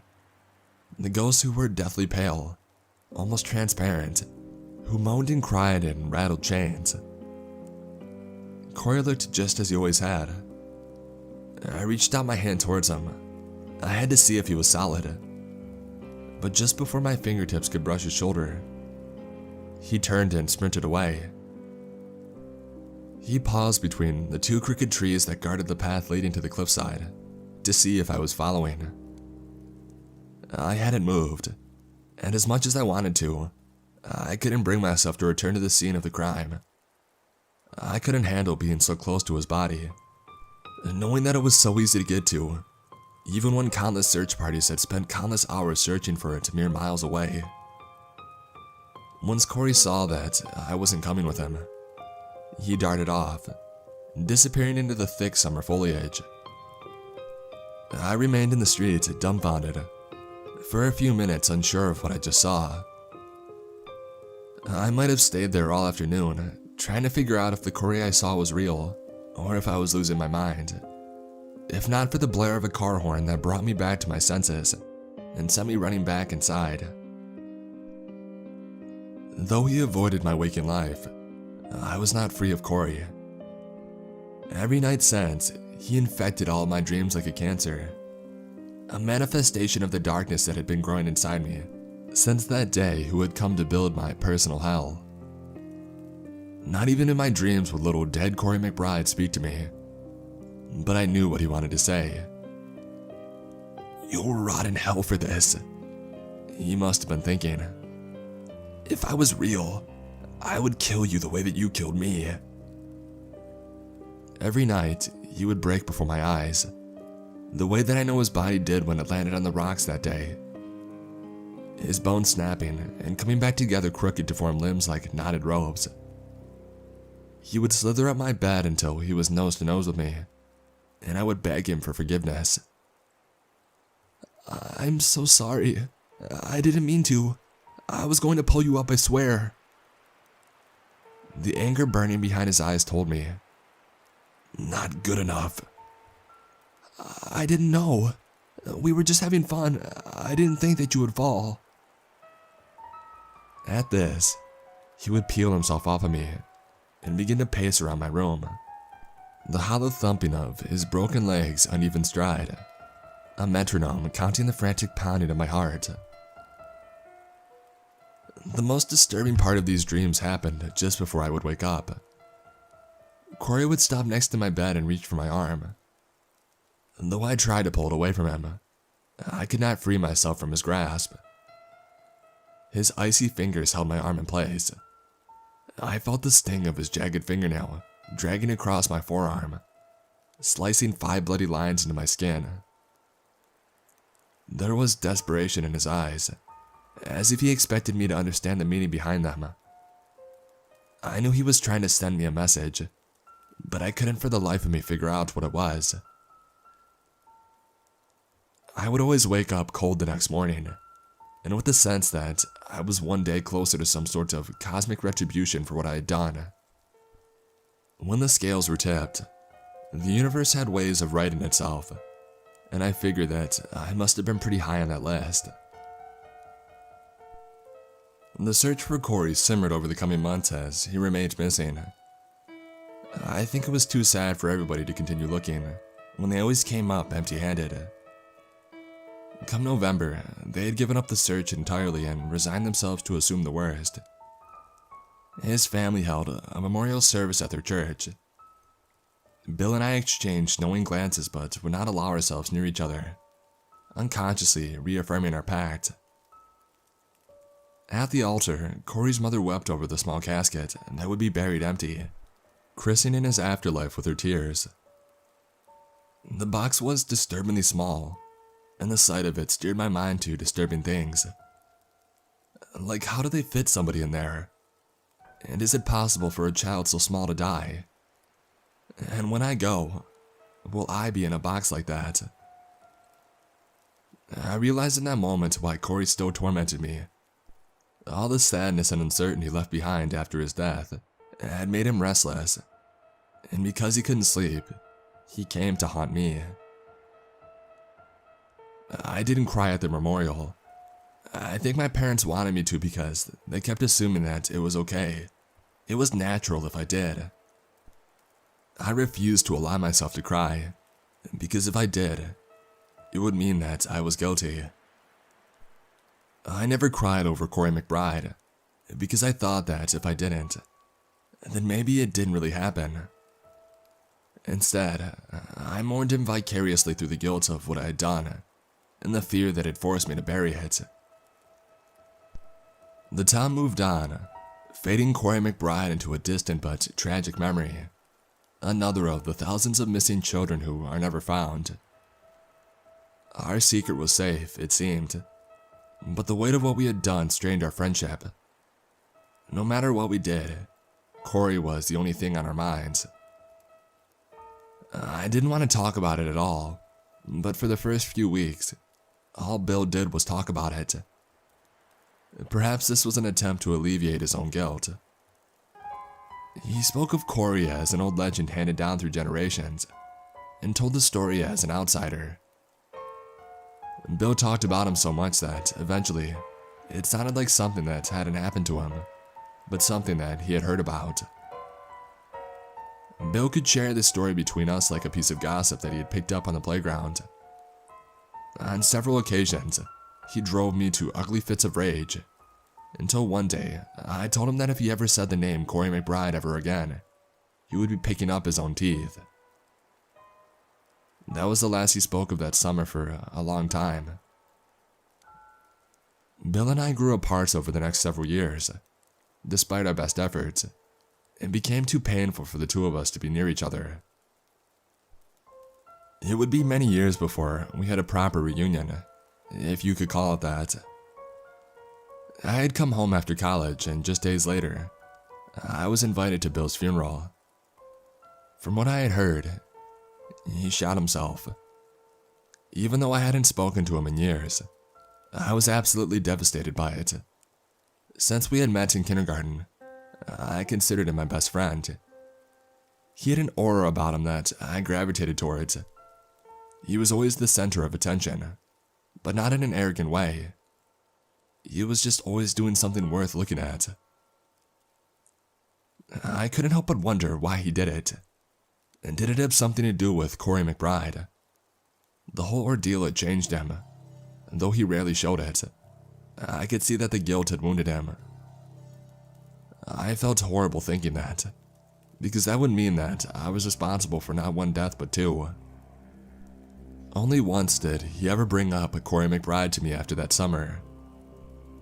Back in high school, he cornered me at lunch and said that he absolutely had to speak with me.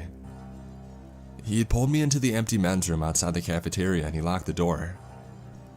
His eyes were wild, his entire body jolted with nervous energy. "He's not there." "What? Who's not where?" Even though there was no one around to overhear, Bill dropped his voice. "Corey's not there. He's gone." I shivered at the mere mention of him. His name was like a curse, an ancient incantation that when spoken, brought upon unspeakable evil. Look, I've been having these dreams. Bill pushed his hair out of his eyes and sucked in a deep breath. It's the same one every time. I'm in the woods where we used to play, but this time I'm at the bottom of the cliff. It's dark, and I feel like someone's watching me. It doesn't matter which way I try to go, cause every time I turn, I'm still facing the cliff. And so I walk forwards, and right when the trees are about to part, I'm sure that I'm gonna see his body. I wake up. And you're alone in the dream? I asked, thinking of my own, wondering if Bill sees Corey too. I consider asking him, but I thought better of it. One of us going crazy was enough. Yeah, but that's not the point. He brushed off my question. Yesterday, I went back. I had to know. And when I got down to the base of the cliff, there was nothing there. I looked everywhere too. His hand drew a map in the air between us, weaving between the trees until it came to a sharp halt. There's a bunch of trees all around it, but then there's a clearing at the bottom. There's nowhere he could have hidden. So? I sounded calm, but inside, I felt as shaken as Bill looked. How could he not be there? Maybe Bill just didn't look hard enough. Maybe he had missed a spot. Maybe he's decomposed by now. I tried to comfort myself, but I knew that it wasn't true. So? He was fuming. So where's the goddamn body, Charlie? I don't know. I shrugged. I was growing irritated. Why couldn't he just let it go? Keep it to himself like I had. I snapped at him. He's been out there for years. There are coyotes all over those woods. Maybe one ate him. Bill shook his head. Where do you think he went then, huh? I raised my voice, not caring who might hear. I was furious at him for bringing back all of those memories. I just wanted to forget about what had happened. I wanted to move on. He must have fallen 100 feet. You just don't get up and walk away from that. You... Bill had begun to cry, burying his face in his hands. I caught sight of the scene in the mirror. Bill's shoulders heaving between sobs and myself, so mad that my whole face had gone red, standing over him. I took a deep breath, collecting myself. Softening my tone and forcing away my angry glare, I pulled him into a hug. When I let go, I kept a firm hand on his shoulder and I locked eyes with him. He's dead, Bill. Corey McBride is dead. No. He kept shaking his head. No, he's still alive. He's out there and one day he'll come looking for us. He's gonna kill us. I just know it. That sounds insane, I told him. Not really. He had stopped crying, but he hadn't wiped away the tears streaking from his face. I mean, wouldn't you? If all of this happened to you, wouldn't you want revenge? I would. And I knew that the Corey in my dreams wanted something too. It doesn't matter what he wants. He's dead and he can't do anything about it. Bill opened his mouth to protest, but I cut him off. I've got class, I said, unlocking the door. I slung my backpack over my shoulder and I left him there. I didn't look back. This memory haunted me at the funeral. It pounded against the inside of my skull as I approached Bill's coffin to pay my respects. I couldn't believe this was happening. I rested my hand on the polished lid. It was closed. It reminded me of Corey's empty coffin, and part of me wondered what was inside this one. He's not there. Played over and over again. and the image of Corey falling played against the back of my eyelids. We had killed him. He just wanted to be our friend, and we left him alone to rot. All these years, we never told anyone. His poor parents never found out. I imagined them up late worrying over him. That small flicker of panic and hope every time the phone rang, and the disappointment when the voice on the other end still didn't know what had happened to Corey. I wondered if they left their porch lights on all night, hoping that one day their son would see them and then come home. A sickening thought flickered in my mind. Did Bill hate me? Did he resent me for not believing him? For not being a good friend? For never reaching out even though I knew the guilt was eating him alive? What if Corey was the reason Bill blew his brains out? What if it was me? I was numb driving home after Bill's funeral. The streets of my childhood that I had traveled 100 times felt foreign. I felt like a stranger trespassing in somebody else's life. Nothing was real until I caught sight of those woods. I stopped my car in the middle of the street, in front of the house that I grew up in, shaken by the sight of the 2 crooked trees marking the entrance to the path leading to the cliffside. The guilt that I had been nursing since that summer exploded out of me in tongues of wicked fire. I became furious, pounding my fist against the steering wheel and cursing myself for what had happened all those years ago. I hated those woods. I hated that stupid game. I hated this town, and I hated Bill for killing himself. I hated Corey for falling. And I hated myself because it was all my fault. There will come a day when I must reconcile what I have done with whoever's out there keeping score. And I'm not ready. I doubt I'll ever be. How can I look anyone or anything in the eye and say what I did to little Corey McBride that summer afternoon? Who will ever forgive me? Can I forgive myself? Should I even beg for mercy? When I raised my head and I looked out of the windshield, I saw Corey McBride standing in the street, the way that he had when I was a kid. I was shocked to see him in the daytime, and to see how small he really was. He was still a child. I had grown up and he should have too. I stepped out of my car and I approached him. I got down on my knees, eye level with him, and I begged. "What do you want from me?" Just like he had all those years ago, he made for the woods. This time, I followed. He brought me to the edge of the cliff, as I suspected he would.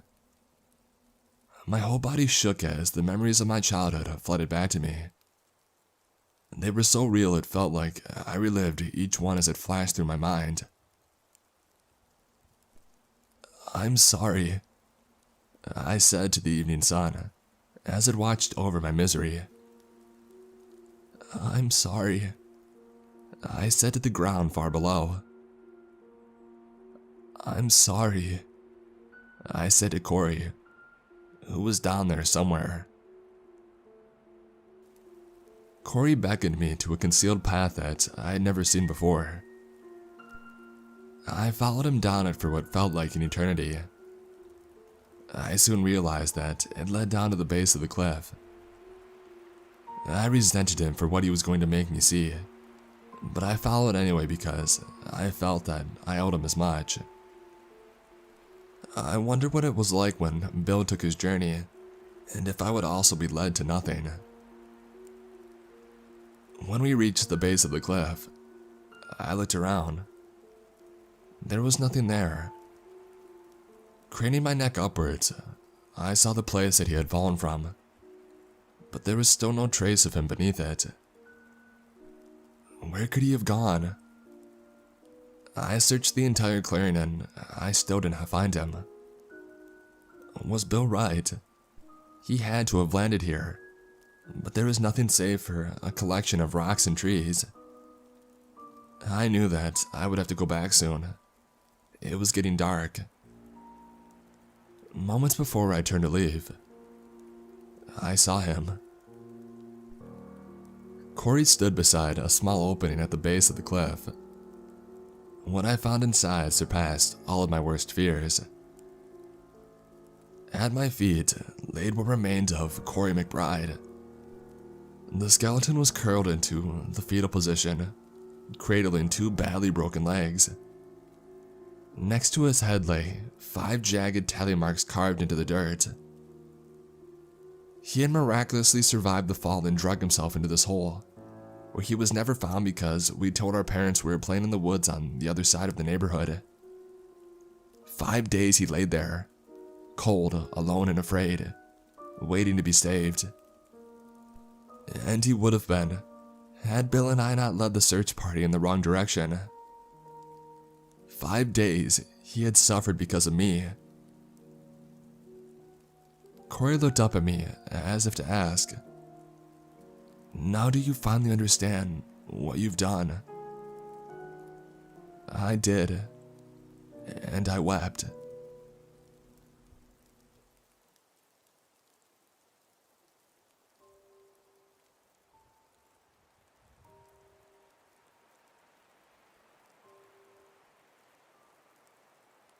Look, Olivia, you know Mr. Jacobson wants this first thing in the morning, which is why you shouldn't have waited until the end of the day to get started on your portion of the spreadsheet. I sighed. I already knew where this was going. I know, said Andrew, but I need this evening off. It's Michael's 4th birthday, I just can't miss the celebration. You'll understand when you have kids. I'll make this up to you. You already owe me one, I said. This makes 2 favors. Heck, I should just take a few days off at this point and leave you to do my job for me. So you'll cover for me tonight, said Andrew with relief. Thank you so much. By the way, is everything okay at your place? I'm hearing a lot of racket. Yeah, don't worry, everything's just fine. What about you? You've got something funny on your neck. Huh? He responded, oblivious to the metal speck I noticed under his chin. Never mind, I said. It wasn't my problem and I had work to do. I ended the Zoom call and removed my headphones. Leaning back in my seat, I reflected on the evening ahead. I had at least 3 more hours of work thanks to Andrew flaking out. And I knew better than to even ask my supervisor and team leader, Mr. Jacobson, for overtime. And to make matters worse, my roommates May and Gerald were having a loud enough argument for my coworker to hear it through my computer. I decided to break for dinner before resuming the tedious monthly budget analysis. I opened the door from my bedroom to the cramped kitchen shared by the 3 of us. Gerald was already inside. I offered a casual hello, only to freeze when I noticed the bulging suitcase that he was dragging to the side of the door that led to the driveway. Oh, I muttered, a bit startled. Yeah, said Gerald. He gave me a polite hug. Hopefully it'll get a bit quieter around here for you now. I hadn't realized that things between him and May have reached a breaking point. May and I had been close once. I guess this is what happens when your job sucks away all your energy. You lose touch with people that you care about, even when they're among the only ones that you ever see in person. I helped Gerald carry some of his belongings to his car. As we hauled a box of clothes down the short outer staircase, I noticed a small piece of metal jutting out from his arm. Is your arm okay? I asked him as we lowered the box into his trunk. Yeah, why wouldn't it be? I took a closer look at it. It was a zipper. But why would a zipper be attached to his arm? He looked at his arm and, seemingly finding nothing unusual, resumed loading his vehicle.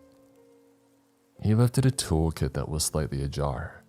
As he repositioned it, his arm muscles clenched, causing the zipper to shift half an inch down.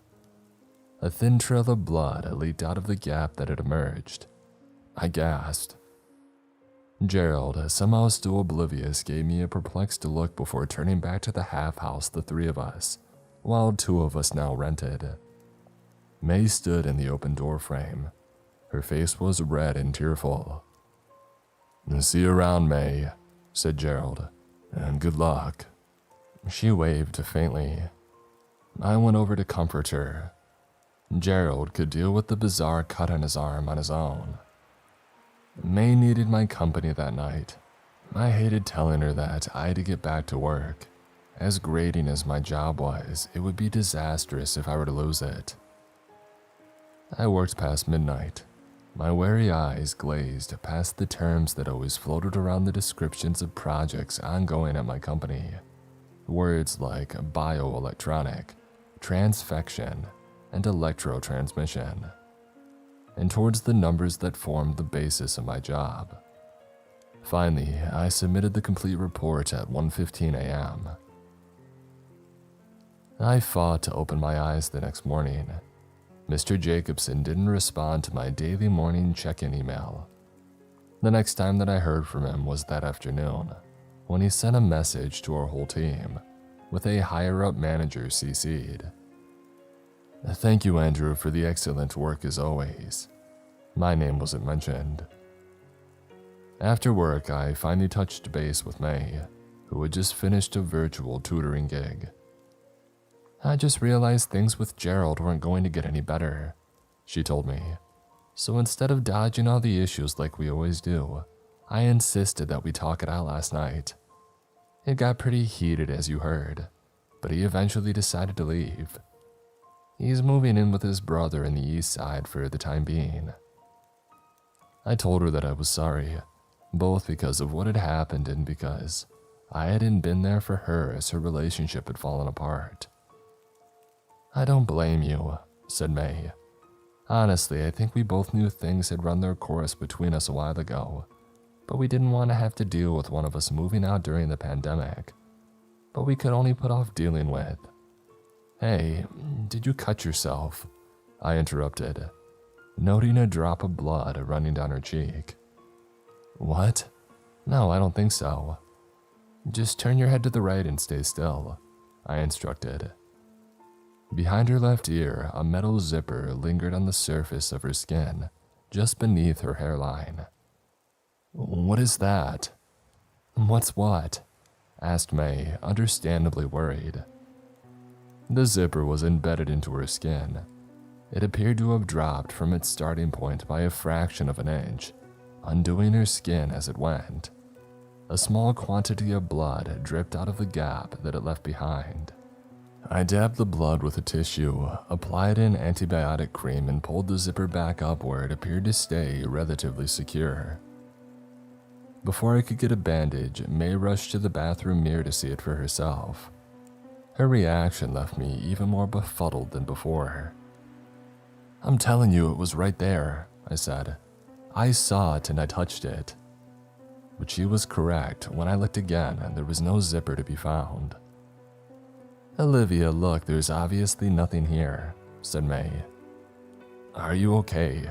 I mean, it wouldn't make any sense for there to be a zipper on me in the first place. It's not like I felt one." I just don't understand," I said. "I'm sure that I saw it. Same with Gerald and Andrew too." It was her turn to be confused when I showed her the drops of blood on the tissue that I had used. Neither of us knew what to make of it. The best answer for what happened that we could come up with was that May had accidentally scratched herself without realizing it, and that I had been mistaken about what I had seen. But it wasn't a satisfying explanation. I began to notice zippers on my coworkers during our daily video calls. Kelly had one that drooped awkwardly from her right cheek. Andrew's dangled lower and lower on his neck, yet he never seemed to notice even as blood had started to leak out of it. I tried alerting him again, but he and everybody else on the call acted hostile in response. "He looks fine to me," said Mr. Jacobson. "Get it together, Olivia." Work droned on. I quickly lost interest in intervening to protect my virtual colleagues. I had myself to look after. The friendship between May and me benefited from Gerald's departure. We watched movies and sat around our record player listening to music. One Friday night, we even repeated something May had liked doing during college, a ghost story themed sleepover party. It was just the two of us, but with the assistance of a couple of mixed drinks, we had a nice enough time as she narrated a handful of tales to me.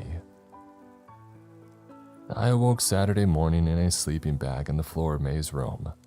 Liquid dripped against my cheek. I shot awake, worried about a water leak. Instead, I found the source to be the head of my slumbering friend, which lay partially over the edge of her bed frame. The zipper had reappeared. It had drifted downwards and red droplets again trickled out of the opening. Moving carefully, I gripped the metal and pulled it back up. May didn't stir as I wiped away the blood. I left to clean my own face, and when I returned, I noticed that May's zipper had again disappeared.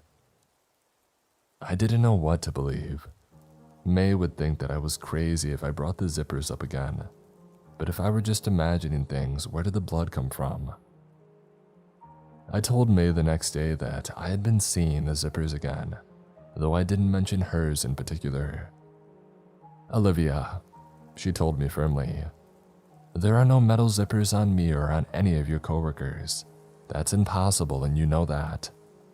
But the blood," May shrugged. "Like we said, I must have cut myself by accident. That's the only possibility, right?" I told her that I agreed. Until I could make sense of what I was seeing, I decided to not bring it up again. That Monday morning, Andrew confided in me that his mother was in the hospital. "She's on a ventilator," he sent to me via chat. "It's hard for me to focus knowing that her life is on the line." I sent him some supportive messages and offered to cover for him again. During our next daily team call, Andrew's video at first refused to load. It finally appeared while Mr. Jacobson was lecturing us about a new procedure for logging complaints of in-house contagions and pre-pandemic experimental exposure. Andrew's decrepit appearance had shocked me. Beneath the eyes he fought to keep open, a long red gash extended down his neck. His zipper had dropped to somewhere on his chest.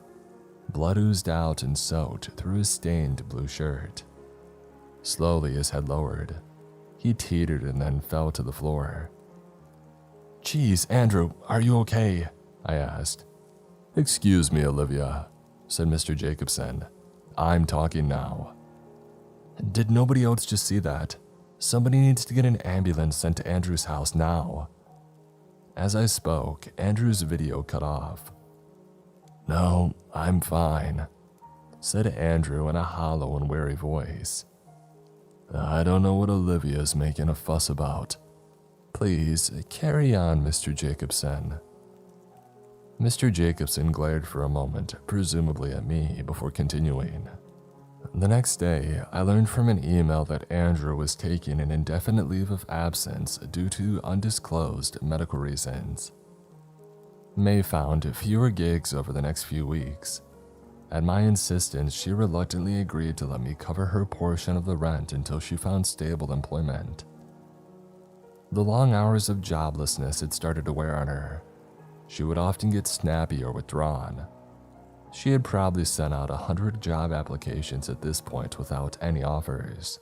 When she wasn't applying for jobs, she spent much of her time tending to her ever-growing collection of small cacti.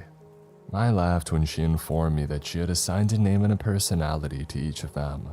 She called them substitute friends.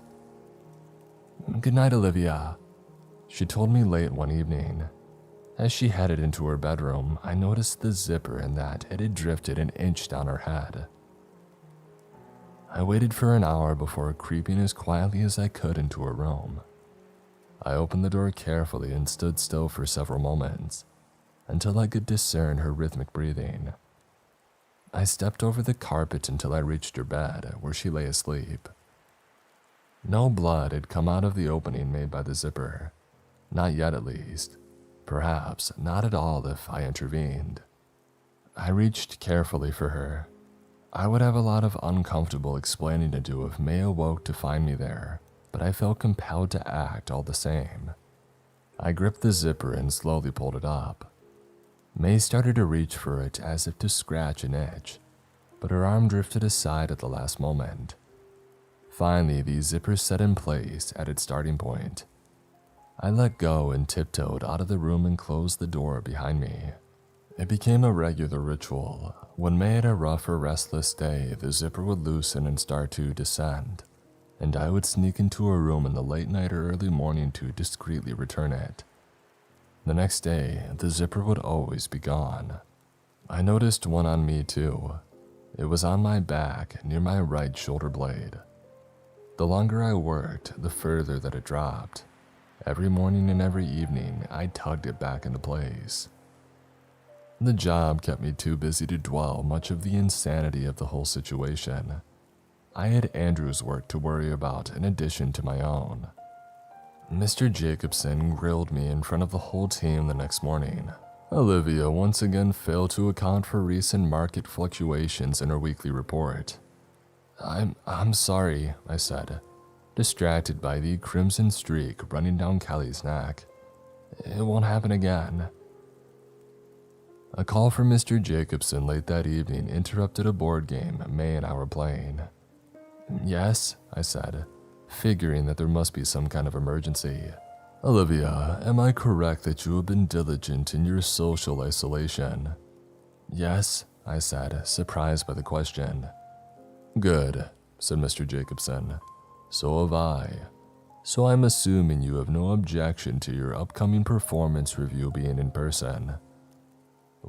Yeah, that's fine, of course, I said, ever acquiescent to my boss's demands. The call left me alarmed though. Why would he insist on seeing me in person after I had been working virtually for so long? I worried that he wanted to fire me, and had decided that it would be more polite to do so in person. I barely had time to settle down before I heard May shriek. While I had been on the phone, she had gone into her room. I arrived to find her hand clasped against her head, just behind her left ear. Had the zipper appeared and had she finally noticed it? I should have listened to you and not put Shirley up so high, she said, referencing a cactus that she had placed on her bookshelf. I had forgotten it was there and leaned in to get something. I think there's a thorn stuck in me now. I took a closer look. The zipper had in fact reappeared, and the thorn protruded through the loop in its pull tab into her skin. She reached to yank out the thorn. Stop, I called. You'll move the zipper. We were both silent for a moment. Did you say? Just let me get it out of you. I proceeded to pluck out the thorn. As I did so, I moved precisely enough to avoid touching the zipper, which then receded into her skin. May sat down with me afterwards. Why didn't you tell me that you were still seeing them? She asked. I took a deep breath. I thought you would think that I was crazy. I would think, and I do think, that you need help, she said. How often have you been seeing them? Tears welled in my eyes as I opened up and told her how I had seen them on everyone that I had encountered lately. Including on me, she asked. I nodded. I've adjusted yours before when it's gotten loose. I didn't give any more detail. I knew that I had volunteered enough already. Okay, said May. She thought for a moment. We're going to get through this, Olivia. I used to see someone, a therapist, and maybe they can help you too. Soon, I had an appointment scheduled for next week. When it came time for my performance review, May offered to drive me to the office. I resisted at first as I didn't want to trouble her unnecessarily, but she insisted that she was worried about my mental health and pointed out that she had nothing better to do that day. She watched from the car as I approached the office building. I had put on full business attire for the first time in months. When I reached the front door, I found it to be locked, and my key card wouldn't open it. I called up Mr. Jacobson. Oh, I'm so sorry, Olivia. I didn't specify the location, did I? I would happily meet you in the office, but corporate still has the whole floor shut down. We aren't allowed to step foot in there. I know it's unconventional, but I think we'll have to do this at my place. He read out his home address. He said what? Screamed May after I returned to the car. You didn't agree to it, did you? I know it's weird, but I need this job. Olivia refused to go, said May, and file a complaint with HR. There's no good reason for him to invite you to his place for this. I know it's fishy, but I need this to go well. If I tell him I'm uncomfortable about it, who knows what he'll do in response.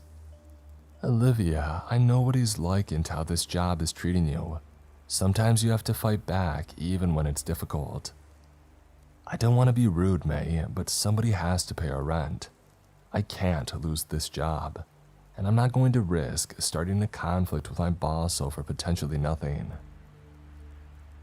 May drove me there, but when we pulled up outside a split-level home, she insisted that she would come inside if I was gone for very long.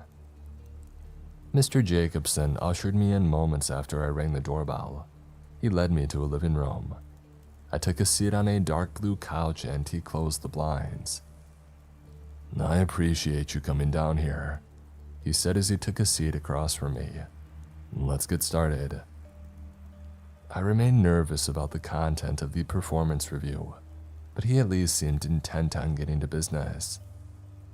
Your performance has been problematic, I gulped. For now, I see no choice but to recommend to management that you be let go at the end of the quarter. As he spoke, I noticed a shiny object jostling at the top of the center of his forehead. It was barely visible behind his graying bangs. That is, unless you persuade me to send along a more positive assessment. I could even request that you be given a raise. Time slowed as I realized just how right May had been. I was such an idiot. Why had I come here? I should have listened to her. So, continued Mr. Jacobson, if you want to persuade me to do that, why don't you come upstairs with me? My wife's away, it's just the two of us. We can all come out of this as winners. My heart throbbed and I felt like I was suffocating. The right answer was to say no, obviously, and get the heck out. I had taken every insult he had given to me.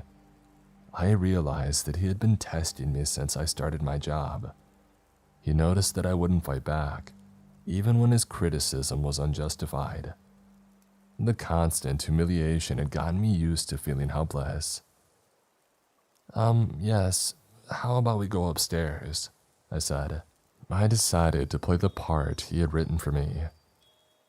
I slowly followed him, painfully lifting my legs up each step until we arrived at a door to his bedroom.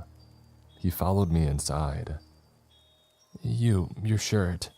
Why don't you just go ahead and take that off? I said meekly. He smiled widely as he unbuttoned it. I reached my hand steadily towards his face as if to caress it. Only instead, I grabbed the zipper that was in the center of his forehead and pulled rapidly, with all of my might. The zipper traveled down his nose, jumped from the top of his mouth to the bottom, and then fell all the way to his waist. He gave a mystified expression. I waited in silence for a moment as he looked me over in confusion. Nothing seemed to be happening. May was right once again. I was crazy. There never were any zippers. What was I going to do now? Then Mr. Jacobson gargled, and all at once, his body opened up. His head split in two. Brains, mucus, saliva, and blood burst outwards. His chest followed. Organs and chunks of flesh spewed onto the floor, leaving only bare bones behind. The lower half of his body and a hollow flap of skin that had once covered his torso collapsed into a grotesque heap. Another scream joined mine. I turned to find May at the door to his room. She had seen everything. We drove home in shocked silence. When we pulled into our driveway, I told May that we needed to call the police and try to tell them what happened. But then an alert had appeared on my phone. I had received an email from Mr. Jacobson. It was sent to my whole team. In it, Mr. Jacobson, or whoever was operating his email account, announced that he was taking indefinite leave due to a medical emergency. I read it out loud to May. Neither of us knew what to make of it. How could Mr. Jacobson had sent this given what had just happened to him? If it was somebody else using his account, then why would they be pretending to be him? My company soon hired a replacement for Mr. Jacobson. They're much better, more reasonable, fairer with subordinates, and easier to get along with. A replacement for Andrew arrived 2 weeks later, and when we collaborate, our new boss gives both of us credit. My mental health has improved. I haven't seen a zipper on anyone since my boss's insides spilled out onto his bedroom floor. It's been weeks since May and I talked about what happened. She's been busy with a position that she landed teaching at a local community college. She's seeing someone new now, and we both think that he's an improvement over Gerald. I've started growing a cactus of my own. It has an awkward, contorted shape, and it's somehow pricklier than any of May's. She insisted that I give it a name. I still check in with Mr. Jacobson every morning. I give him more water than he deserves, and I've yet to find a zipper on his rough, green skin. A few months ago, I described how I began seeing zippers on the skin of the people around me. Recent events have prompted me to update you on my circumstances. This is fairly lengthy, but for reasons that will become clear below, I've decided to provide some degree of detail about what has happened and who is responsible for it.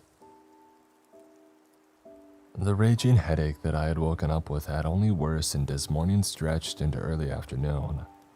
I also felt sore everywhere, which made the frequent nausea-induced trips to the bathroom all the more uncomfortable. "How are you not affected by any of this?"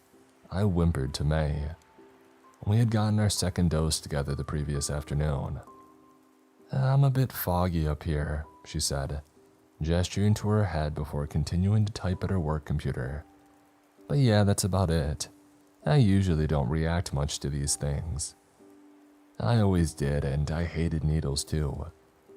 I'm embarrassed to admit that I would have put off getting it because of that, but May had pushed me to register as soon as it became an option." My gaze shifted to the cactus on my windowsill. Mr. Jacobson, I still called it. It had been 3 months now since I had last seen the zippers, since the real Mr. Jacobson had threatened to fire me if I didn't sleep with him, since my housemate and I watched his guts spill out onto his bedroom floor. We had expected to see the grisly scene that we had left behind plastered over the evening news. Instead, I had received an inexplicable email announcing that Mr. Jacobson was taking indefinite medical leave. The expected consequences eluded us. Eventually, we had moved on with our lives. I continued teleworking, though I was finally expected to return to the office next week.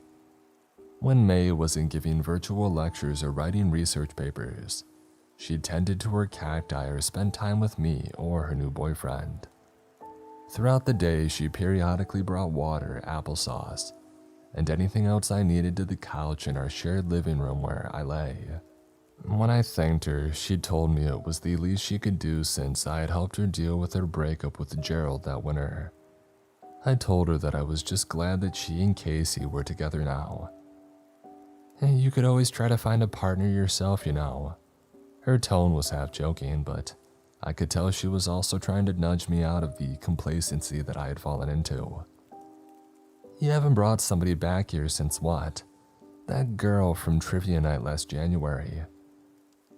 I resisted sharing the rejoinders that came to mind.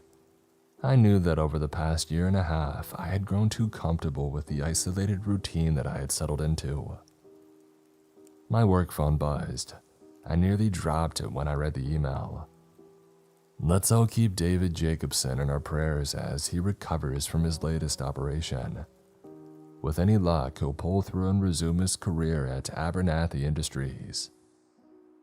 I remembered the heap of goop that May and I left behind. How does somebody recover from that? Is something wrong? Asked May. Just feeling nauseous again, I replied, not wholly untruthfully. I didn't want to drag her any further into whatever was going on with Mr. Jacobson. There were phone and email records between me and him that day, but it was possible that no one else knew that May had been there with me. If that was the case, then I wanted to keep it that way. Mr. Jacobson had really died, right? In other circumstances, I would have assumed that I had been delusional, but May had seen it too. None of this made any sense. The emails were a mirage, a charade. He wasn't really coming back, that was impossible. But then again, so was the zipper that I had pulled down his torso. When I made my long-awaited return to the office, the first thing I encountered was a new security station in the building lobby. As the guard examined my ID, I noticed something strange on his forehead. At first, I thought it was a tattoo of some kind, but who gets a tattoo there? I looked more closely. My eyes widened when I realized that it consisted of numbers that were changing. It left me unsettled. "You're free to go in," he said. I took my badge and hurried to the elevator. I punched 15. On the way up, the elevator stopped on the 12th floor. Biomed, a woman in a white lab coat, joined me. In her blurry reflection on the metal door, I discerned a small row of neon green digits spread across her forehead. Like with a digital clock, the number on the far right decreased about every second. On the 15th floor, I entered a door marked Finances and made my way down the central hallway. I came across Kelly, who stood by the water cooler that bordered my office. "Hey Olivia, it's nice to see you in person again." She inflected her usual monotone with only the tiniest hint of enthusiasm. As we spoke, I examined her as discreetly as I could.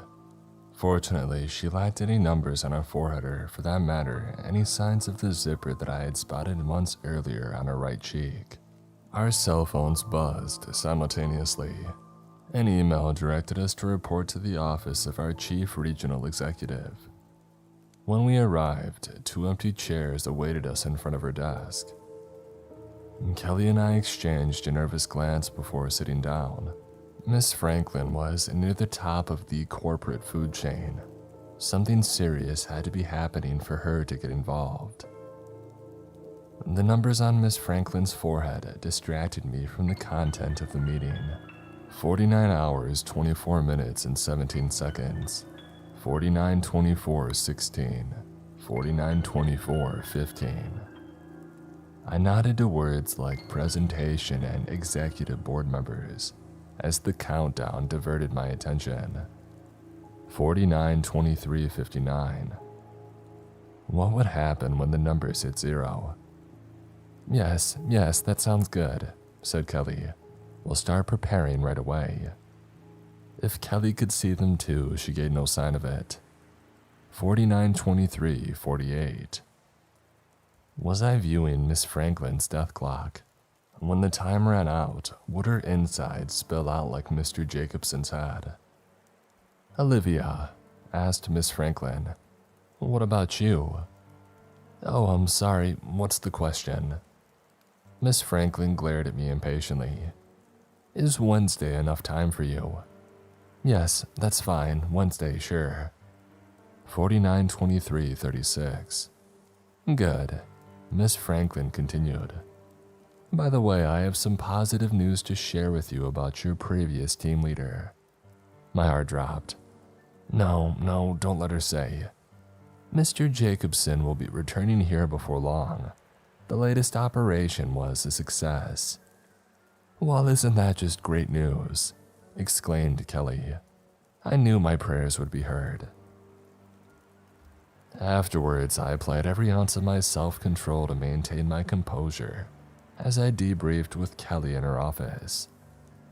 I picked up from her that we had been assigned to provide a detailed presentation on our branch's financial status to a panel of executives following recent changes in leadership. By the way, Kelly, did you notice anything odd about Miss Franklin's appearance? I asked. What do you mean? Oh, nothing, never mind. As I suspected, it seemed that I was the only one seeing the countdowns. Once we had settled on a way to divide the work, I excused myself and rushed to my office. Inside, I closed the door and sat with my head on my desk. Mr. Jacobson was really coming back. Half my coworkers had countdowns displayed on their foreheads, and I was expected to make a major presentation in 2 days. I needed to get out of here. I resolved at that moment to resign and never look back. I simply wasn't going to be here whenever Mr. Jacobson returned. I typed up a letter of resignation with the intention of handing it to Roger, my team leader, the next morning. When I returned home that evening, May pulled up a chair for me at the kitchen table where she, Casey, and a young man they introduced to me as Ray were eating. Casey put together a plate of takeout for me as Ray explained that he was an old friend of Casey's and they had played guitar in May's band in college. I'm actually the one that introduced them to each other, Ray said with an earnest smile. Over dinner, he brought the three of us to laughter as he related hijinks that he had engaged in at various points with Casey and May. There was so much I felt that I needed to say. I wanted to confide in May that I was seeing things again, that Mr. Jacobson was somehow coming back, and that I was finally quitting my job. But instead, I let the evening carry me away. All three lacked digital countdowns on their faces, after all. Plus, nothing that happened tonight would change what was going to happen tomorrow. And Casey eventually asked if I minded if Ray crashed for the night on our couch, and I told him it was totally fine. After spending so much time around people like me, dreary, world-weary, I found Ray a breath of fresh air. After dinner, Casey hooked our dusty Nintendo 64 up to the television, although I placed a distant fourth in the many rounds of Super Smash Bros. That followed. I enjoyed taking my mind off of my responsibilities. Eventually, Casey and, with a wink, May retreated to May's room for the night, as Ray scooted closer to me. If you want to get better, explained Ray as we played another match, you need to learn how to spike. Hit down A when you're on top of me, like this. I tried but failed again. No, like this, he said, gently placing his hand over mine as he executed the maneuver. After sensing that I was okay with that, he squeezed my hand a bit. I barely held back my laughter. His gesture struck me as cheesy yet also sweet. I realized that he was trying to gauge my reaction, so I smiled and placed my other hand over his. He was a good kisser. We retreated to my room where we made out for over an hour. With him, this felt refreshingly like its own end, rather than an activity to rush through to get to something else. We did eventually escalate things a step, and soon after that, he went to sleep with me wrapped around him. As I felt the beat of his relaxed heart, I realized just how much over my 1.5 years of isolation that I had grown to miss physical affection, not just romantic but platonic as well. My dreams took me back to a different time. We had just moved in, my grandmother was still alive, May was flirting over her phone with Gerald, and we were planning to head to a bar for trivia that evening. An ominous rumbling at the front door got my attention. Something's coming for us, I told May, but she took no notice. The rumbling got louder until the door burst open, revealing the bald head and tall frame of my boss. I felt myself wake from what seemed like a deep slumber. Suddenly, a sharp, paralyzing pain spread from my chest to the rest of my body. With immense effort, I used my left arm to flip on my bedside lamp. I let out a panicked yell as the light revealed that the figure that I held onto was no longer Ray, but instead the bald, tall man who death itself seemingly could not stop. Hundreds of long, sharp thorns protruded from his sickly green skin. Many had dug their way into me, and as he sat up, he dragged my body with his. My blood spilled out, soaking through my t-shirt and dripping onto my bedsheets. I put my hand against him and, ignoring the barb that protruded through my palm, shoved until I could pull myself free. I toppled to the floor. He stepped towards me slowly, his frame towering over mine. "I'm coming for you, Olivia," he taunted in a gravelly voice. "I offered you everything, but you never gave me what you promised in return. It's time we even the score." He leaned down and grabbed my neck as I tried to squirm away from him. "Get away, you freak!" I kicked at him with all the force that I could muster. "Ow, Jesus, what's wrong?" said Ray. "Get off me!" As my senses returned, I saw that it was the early morning. Mr. Jacobson had only haunted my dreams as he had so many times before. "Dang," said Ray, nursing a bruise on his leg. "That really hurt." "Oh, I'm so sorry," I said. Everything came flooding back. The sense of self-hatred that Mr. Jacobson had instilled in me over my first 2 years on the job. The feeling of constant powerlessness that I had felt around him. That moment of desperation when I had undone the zipper that stretched from his head to his waist. Just before anything happened, when I had just stood there wondering if I had lost my mind. The sense as I had fled that I had fought back too much, in the wrong way, in a way that somebody like me wasn't supposed to fight. I realized that I was crying. Ray brought me a tissue. I stuttered between sniffs. "I think you should go to the couch in the other room." "All right, yeah, sure." "Ray, it's not your fault, okay? You didn't do anything wrong. I just need to be alone." I took a long shower and got dressed for work. I found May waiting for me in the kitchen. Ray had clued her in that something was up with me before leaving with Casey. I told her everything. The countdowns, the news of Mr. Jacobson's imminent return, my intention to resign, and the horrible dream that had caused me to lash out at Ray. "He can't still be alive," said May. "I saw it too." "I know, but I can't shake the feeling." "Your instincts are right, Olivia. You need to get the heck out of that company. Have you followed the news about the stuff the founder was up to? The sooner you leave that place, the better. Hopefully, today will be my last." "Not hopefully," she declared. "Today, you need to hand over your letter and walk out.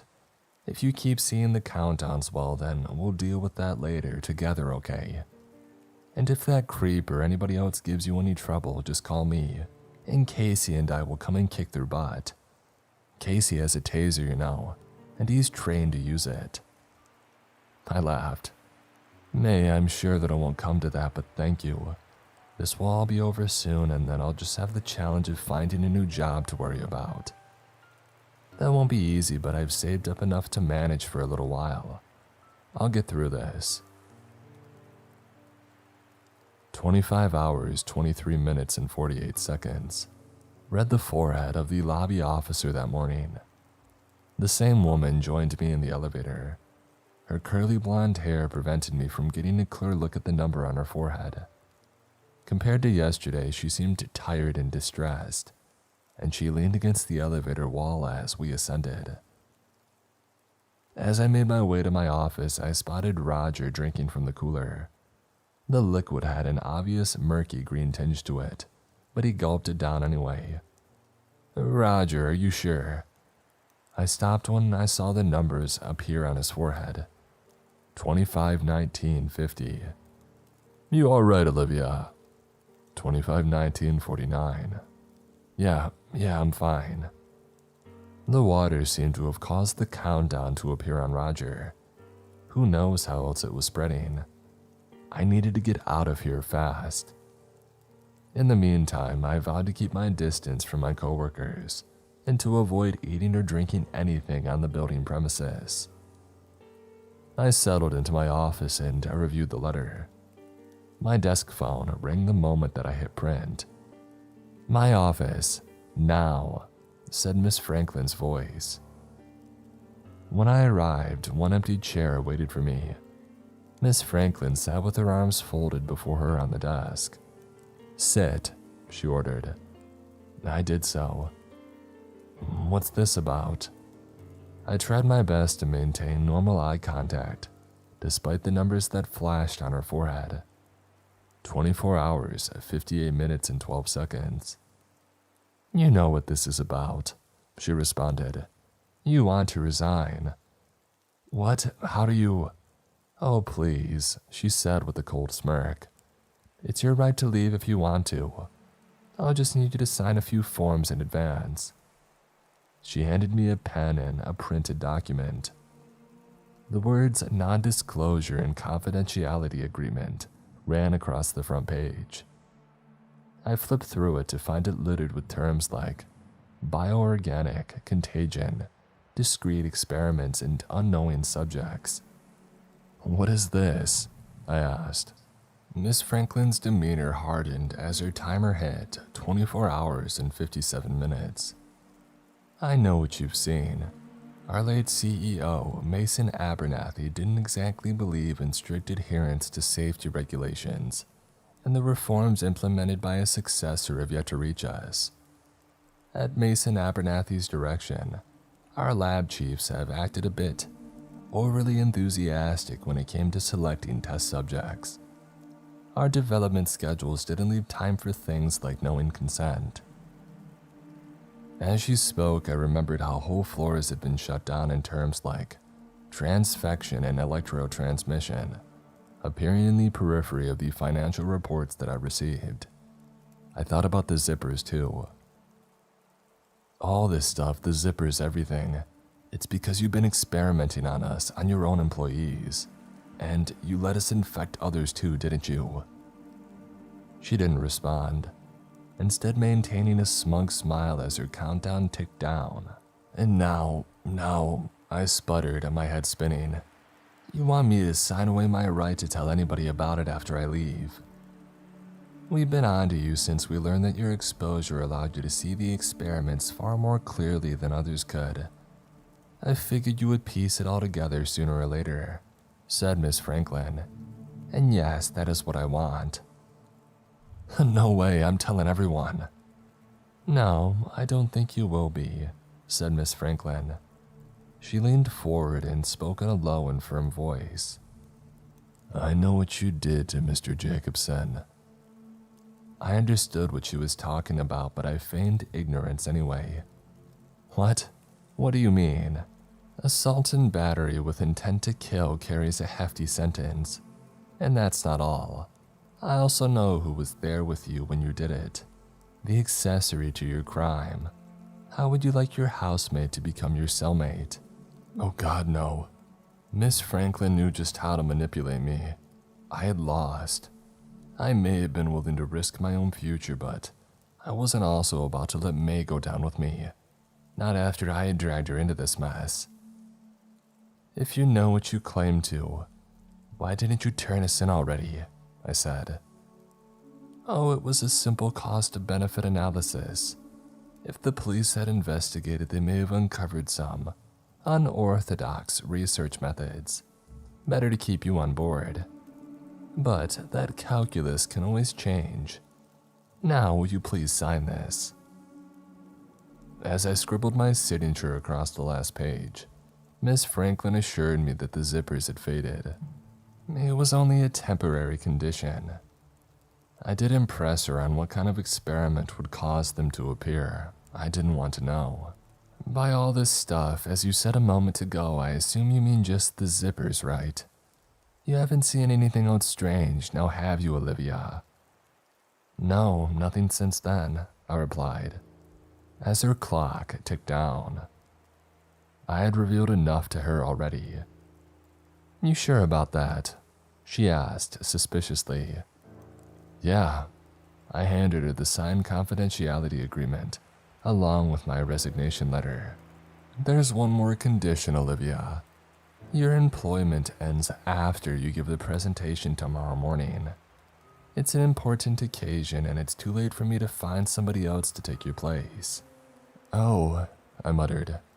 I didn't want to be here when Miss Franklin's countdown hit 0. I argued, but Miss Franklin refused to budge. I did some quick mental math. The presentation was set for 9 a.m., about 2 hours before the timers that I had seen were set to run out. My part would only last 15 minutes. I could give the presentation and walk out the door. I would have more than enough time to get out of Dodge. Reluctantly, I agreed to her demand. "I do have one question for you, Miss Franklin," I said as I backed towards the door. "Given what happened to him, how exactly is Mr. Jacobson supposed to be coming back?" "To be perfectly honest with you, even I don't know that." Her countdown read 24 hours, 47 minutes, and 20 seconds as I closed the door to her office. I barely slept that night. I told May that I just needed to stop by the office briefly that morning to sign some forms. "Just be safe and get out of there before the countdowns you're seeing hit 0, okay?" I told her that I would do both. When I arrived at the conference room the next morning, Kelly was setting up our PowerPoint presentation. Like me, she had donned a formal dress skirt and jacket for the occasion. She was also the only other employee that I had seen that morning without a countdown. Whatever was spreading around the office hadn't gotten to her yet. I knew that I should warn her about the messed up practices occurring at our company, that I should tell her to leave before she too had numbers plastered on her forehead. But I didn't want to cause more trouble when I was so close to getting out, and it's not like she would believe me anyway. Right at 9 a.m., Miss Franklin led in a group of 6 other executives who took seats at the conference table. As Kelly began her part, I studied their faces. As with Miss Franklin, a countdown ran on each of their foreheads. An hour 56 and 19 seconds read one. 1:58:57 read another. My pulse quickened as I realized Kelly had exceeded her allotted 15 minutes. The numbers on the forehead of the executive closest to me decreased from an hour 32 minutes and 12 seconds to an hour 32 and 11 seconds. Kelly wrapped up her part and asked if there were any questions. 4 executives raised their hands. "It's going to be okay," I repeated to myself. I still had plenty of time. When Kelly had finally finished answering questions, the time on the nearest executive had counted down to 1 hour and 19 minutes. As Miss Franklin instructed me to begin, her phone buzzed. "Oh, hold off for a second, Olivia. I just wanted to share some good news." I gulped as I felt sweat run down my side. "Our team leader, Mr. Jacobson, is fully recovered. He'll be returning here at once." The executives exchanged pleasantries. "So happy to hear that," said one of them. "He has a promising future at Abernathy Industries," said another. Miss Franklin directed me to start. Suppressing a new wave of panicked thoughts, I began the slideshow and turned to the audience, only to gasp at what I saw. The numbers in their countdowns were decreasing more quickly, 10 seconds at a time. I stuttered. Miss Franklin adopted a concerned look. "Is something wrong, Olivia?" Now 30 seconds at a time. I took a deep breath and started to talk, only for my phone to go off. "Oh, sorry," I said, ignoring a message from May as I switched it to silent. I tried to speak, but words escaped me. My voice failed to enunciate the script that I had prepared. Excuse me, please, let me step outside for just a second and get some water." One of the executives, a sharply dressed man with slicked back hair who appeared younger than the rest, used a picture on the conference table to fill up a small styrofoam cup. With a reassuring smile, he handed it to me. Here you go.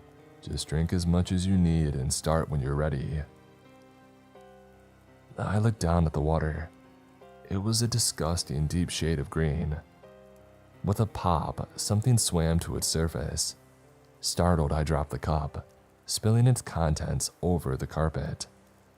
Olivia, snapped Miss Franklin. Start your presentation now. 55 minutes and 32 seconds. 45 minutes and 32 seconds. I grew dizzy as I realized I was breathing heavily. I sensed the judgmental gazes of Miss Franklin and the other executives, and the disappointment felt towards me by Kelly for screwing up our group presentation. I stumbled and fell. I opened my eyes to find the young executive sitting over me. Are you okay? He asked. Before I could respond, I watched as the countdown on his forehead ticked to 0. The digits initially lit up, turning a shade brighter, before receding into his skin. The man didn't explode or react at all for that matter. He just continued to look me over with concern. He asked if I needed a doctor. No, I was just a little nervous, that's all. I started to calm down as I felt that it was going to be okay. Maybe these countdowns didn't have any effect. Maybe like the zippers, they would all just fade away. But that's when he coughed. Then again, more violently. He gripped his hand around his neck as his mouth expelled blood. I frantically crawled backwards as he held his head back and emitted a gargled scream. Blood with a yellow-green hue boiled through his skin, replacing it with a darker and rougher surface. His shrieks joined those of the remaining executives, all of whom appeared to be undergoing the same agonizing transformation. Closer to me, the younger executive's face disintegrated into a sludgy and pinkish heap as a new form replaced it. His legs thickened and lengthened. Slowly, he rose up until he was looking down at me. I told you I would come back for you, Olivia, said the last voice that I wanted to hear. No, that's impossible, I cried. Oh, Olivia, how I missed you, said another Mr. Jacobson, whose frame burst through the dress Miss Franklin had been wearing. I realized that he was covered in sharp thorns. I would like to resume your performance review. Kelly understandably panicked and darted for the door. I followed her, my flats splashing through puddles of liquefied goo with each step. Where do you think you're going, my dear Olivia? Teased one of the Mr. Jacobsons. As I hurried past him, he lifted and extended a prickly arm in my direction. Come on, cried Kelly, holding the door open for me. As I reached her, she screeched as several thorns flew through the air and lodged in her neck. She lost balance as we stumbled down the hallway. Oh God, what's happening, Olivia? I helped her into an office where we hid as Mr. Jacobson's voice taunted us. Hide all you want to, Olivia. What if Mia will find you and your esteemed coworker? Hold still, I whispered as I yanked 4 thorns out of Kelly. Her skin around where they had lodged had changed color. I watched in horror as a countdown had emerged on her forehead. 4 seconds. Oh no, I gasped. The thorns had infected her too, and she had mere moments before transforming. Kelly barely had time to respond before she had started shaking. I had to leave her behind. I burst out of the office and into the hallway. When I turned a corner to reach my destination, I crashed into a Mr. Jacobson. Leaving so soon? He sneered as I climbed to my feet. We can't have that now, can we? I heard an elevator door open and then watched as a large gash had extended across his chest. He collapsed. Come on, howled a man in the elevator. I obeyed him, hopping over the body in front of me and joining him. The door shut just before a crowd of Mr. Jacobsons had descended upon us.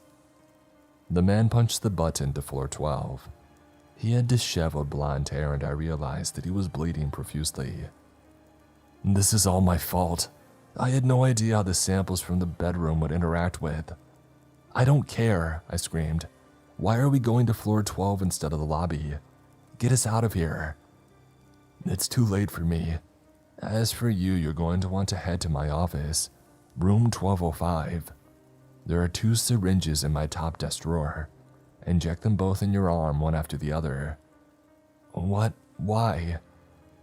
With a trembling hand, he pulled a thorn out of my neck. In my blurry reflection, I realized a countdown had begun running on my forehead. "Oh no, no, no." Kelly had only lasted about 10 seconds. "You were only hit by 1, you still have a few minutes. If you use it on time, it's fast acting enough to protect you. But you may also experience some side effects." He mumbled weakly as the doors opened. I charged out, leaving the dying man behind. I stepped through blood and mucus-like residue as I passed rooms 1200, 1201, 1202. "Olivia, are you down here?" rang out Mr. Jacobson's voice from around a corner. I crept into room 1202 and waited behind a desk. As I did so, I used a hand mirror I found there to get a better look at my countdown. 2 minutes and 2 seconds. Once Mr. Jacobson passed, I scurried into room 1205. A yellowish liquid filled the thick barrels of these syringes that I located on the desk inside. I examined their long needles. I hated these things. It was hard enough having somebody else administer a shot to me. Screw it, I thought. Any fate was better than transforming into my harasser. I ripped off my stained suit jacket, rolled up my sleeve, and jabbed the needle of the first syringe into my left arm, and steadily pressed the plunger downwards. There was so much liquid. I dug the needle deeper into my skin and kept pressing even as a burning sensation spread through my insides and drops of blood trickled down my arm. I let out a low grunt as I finally injected all of the contents. "I think I heard something," said Mr. Jacobson. "She's around here." I had less than a minute. Taking the syringes with me, I darted towards the elevator. It arrived quickly. Inside, I hit lobby and door close. The doors began to shut, but at the last moment, a long arm reached through, followed by an all too familiar face. "Found you," Mr. Jacobson yelled. I jabbed the empty syringe at him. The needle dug into his eye.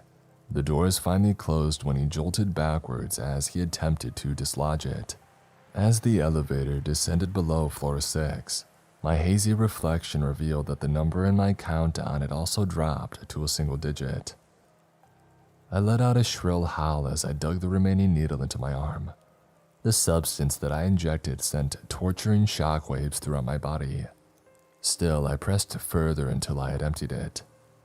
Within moments, I lost most of my muscle control. I was too weak to remove the second syringe from where it dangled from my arm. When the doors revealed the building lobby, I collapsed onto the polished marble floor. Ignoring the seething pain that I felt all over, I used my chin and my right arm to pull myself forward. The lobby's security guard approached. I looked up and with disappointment, realized that his appearance had changed for the worse. "Well done, Olivia," said Mr. Jacobson.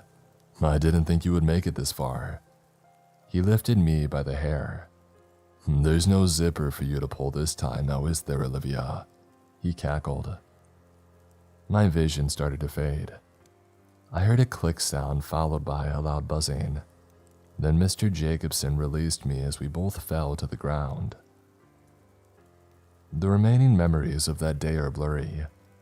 I recall glimpsing Casey holding a taser, May calling my name and the pair dragging me between them to the parking lot outside. I woke up this morning to find myself back where I had started. My head throbs, my sore muscles shake as I bury myself beneath a pile of blankets on the living room couch. May periodically brings me food and water. We speak as soon as I have enough strength to sit up for a few minutes. As I expected, she had driven down there with Casey when I didn't respond to her attempts to check in with me. There will be another cover-up, another scrubbing of the incident, and maybe even my workspace itself from the internet. But we're not going to just let this go. We tried that before. The status quo needs to be changed if we're ever going to move forward. An envelope containing a check slips under the door to the driveway. "This is BS," says Casey as he tosses it to me. The amount is impressive. The memo reads, "Silence." May and I exchange a sly smile before ripping it to pieces.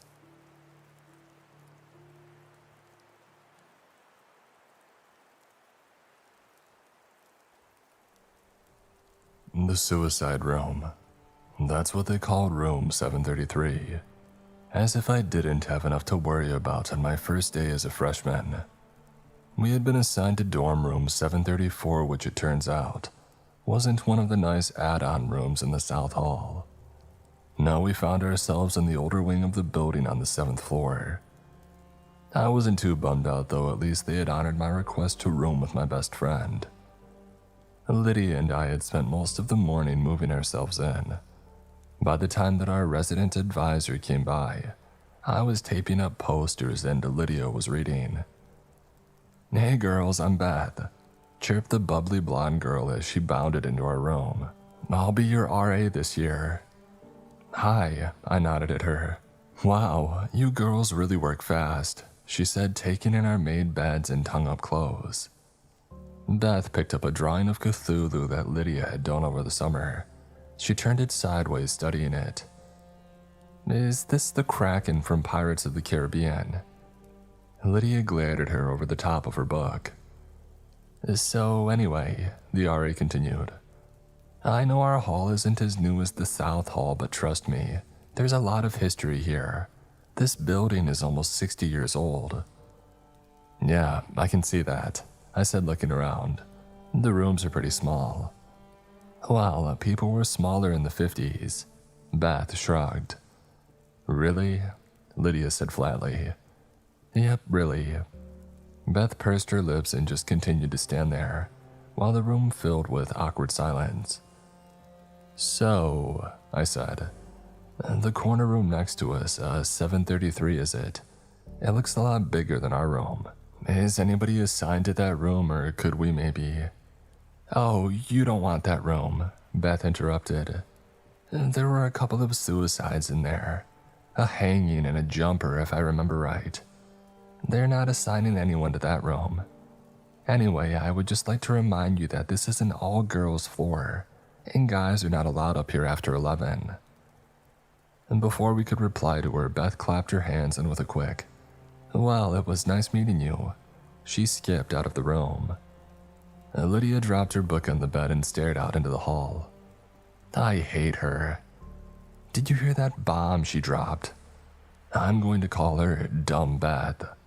Lydia, seriously. Suicides?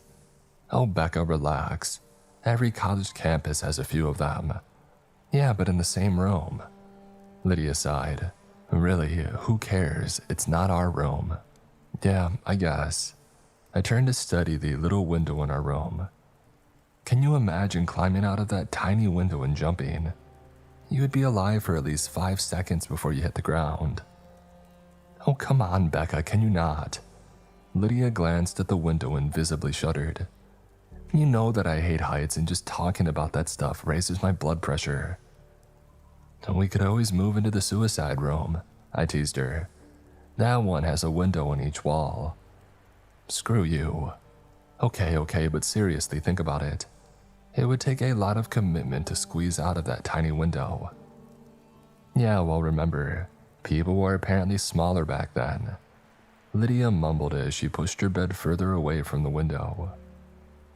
Since Lydia was an outgoing and friendly person, we made friends at lightning speed. There were a lot of parties in those first few weeks, at one of which Lydia inevitably met a guy. I had known the girl since we were in diapers, so I fully anticipated her having a boyfriend by the end of September. His name was Mike, and he wasn't anything special. Just your standard frat pledge douche canoe. After about a month on campus, the novelty of college started wearing off. Lydia and I found our stride and we spent more weekends studying than drinking. Midterms were coming up in a couple weeks and I was determined to maintain a 4.0 GPA throughout my freshman year. One night in early October, I was awoken by a loud grinding sound.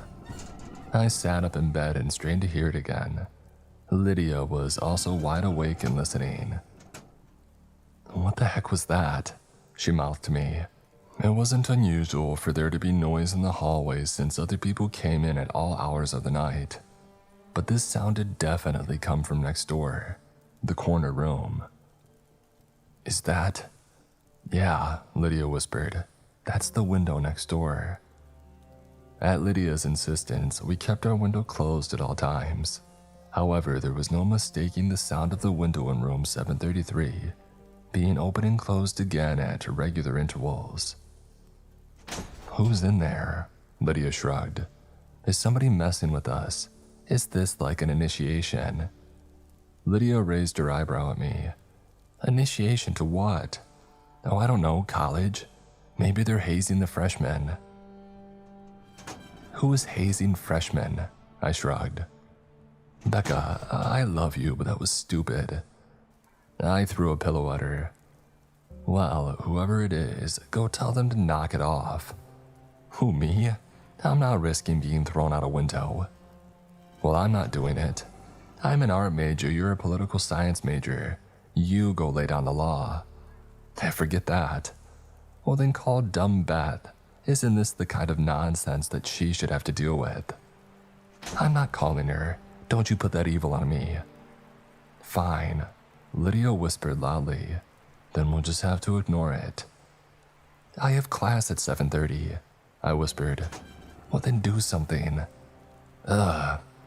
I got out of bed and stomped to the door, threw it open dramatically and went down the hall to pound on the door to room 733, which simply said, "Supply room."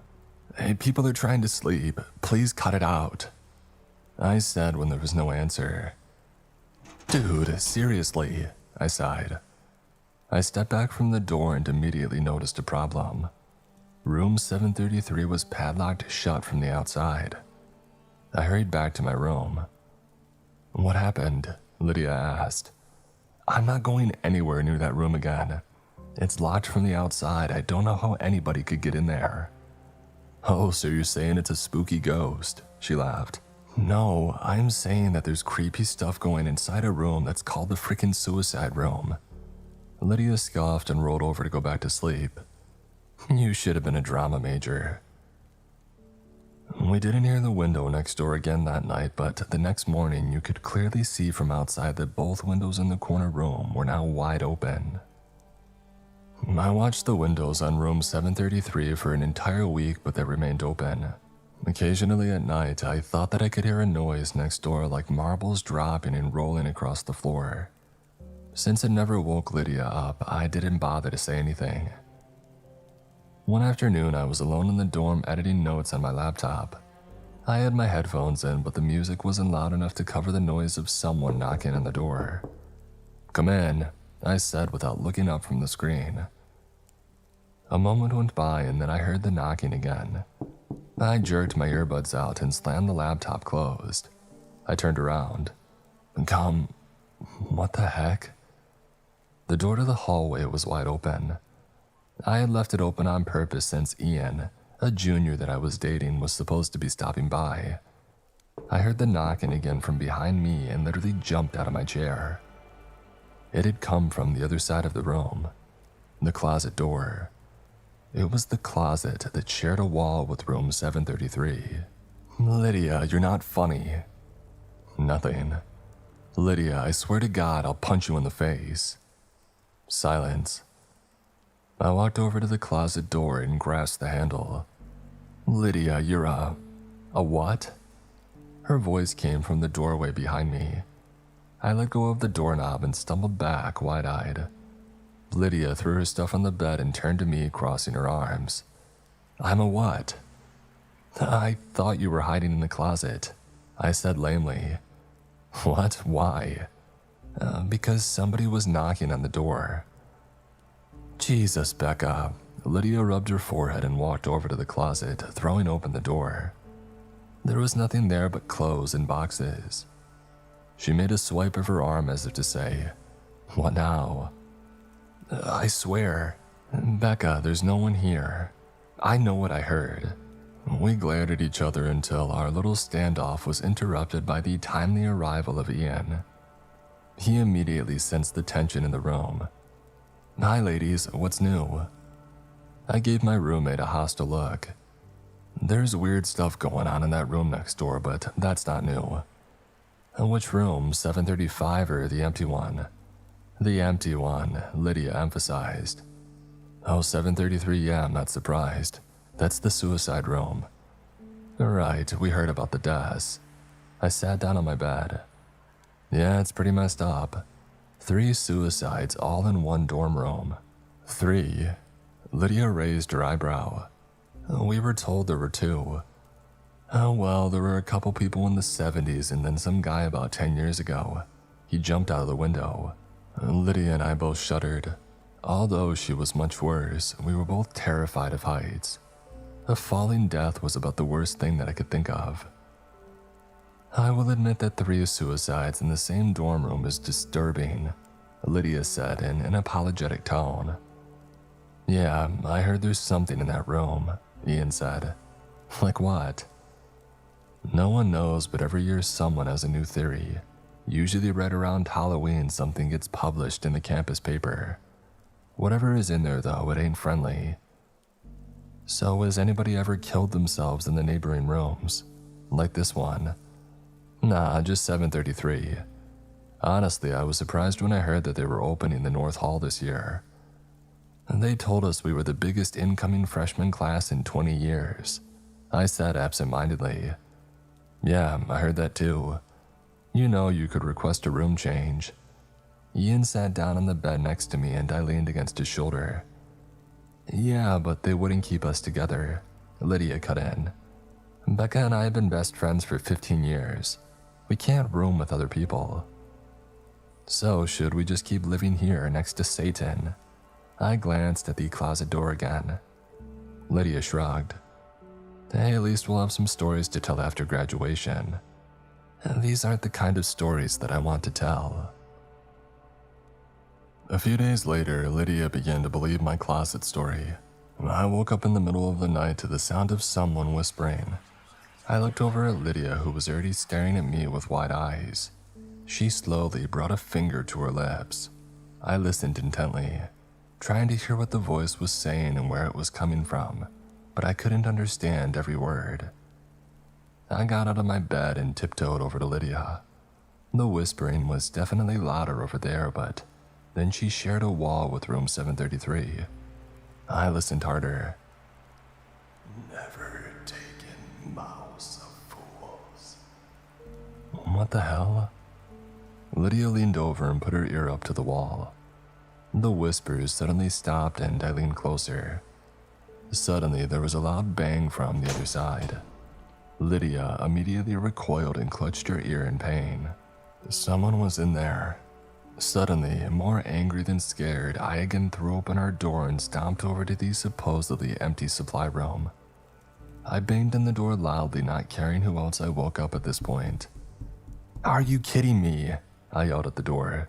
"This isn't funny anymore. Come out of that room." Silence. And then the doorknob started to turn. I don't know what I had expected to happen, but it wasn't that. I backed up so far from the door that I ran into the opposite wall. When the handle had turned all the way down, something started to push from the other side. The door groaned loudly, but the locks held. I held my breath until the pressure on the door subsided and the handle slowly returned to its normal position. I noticed Lydia peeking her head out of our room. She held up her hands as if to say, "What happened?" "Oh, somebody thinks they're funny." I answered her out loud. She shook her head and disappeared back into our room. I knelt down on the floor and brought my head down to the carpet, peering under the door crack.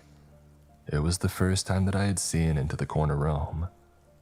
Room 733 was definitely a supply closet. There were chairs stacked along one wall and bed frames along the other. A few rotting mattresses were piled under one of the windows, and a thick layer of dust covered everything in the room. The windows were absolutely huge, which was something that you couldn't really tell by looking up at the building. They were open as always, and I could definitely see how somebody could easily climb through them to the outside ledge. The room didn't look like it had been disturbed in a couple of decades, which sent a shudder racking through my body.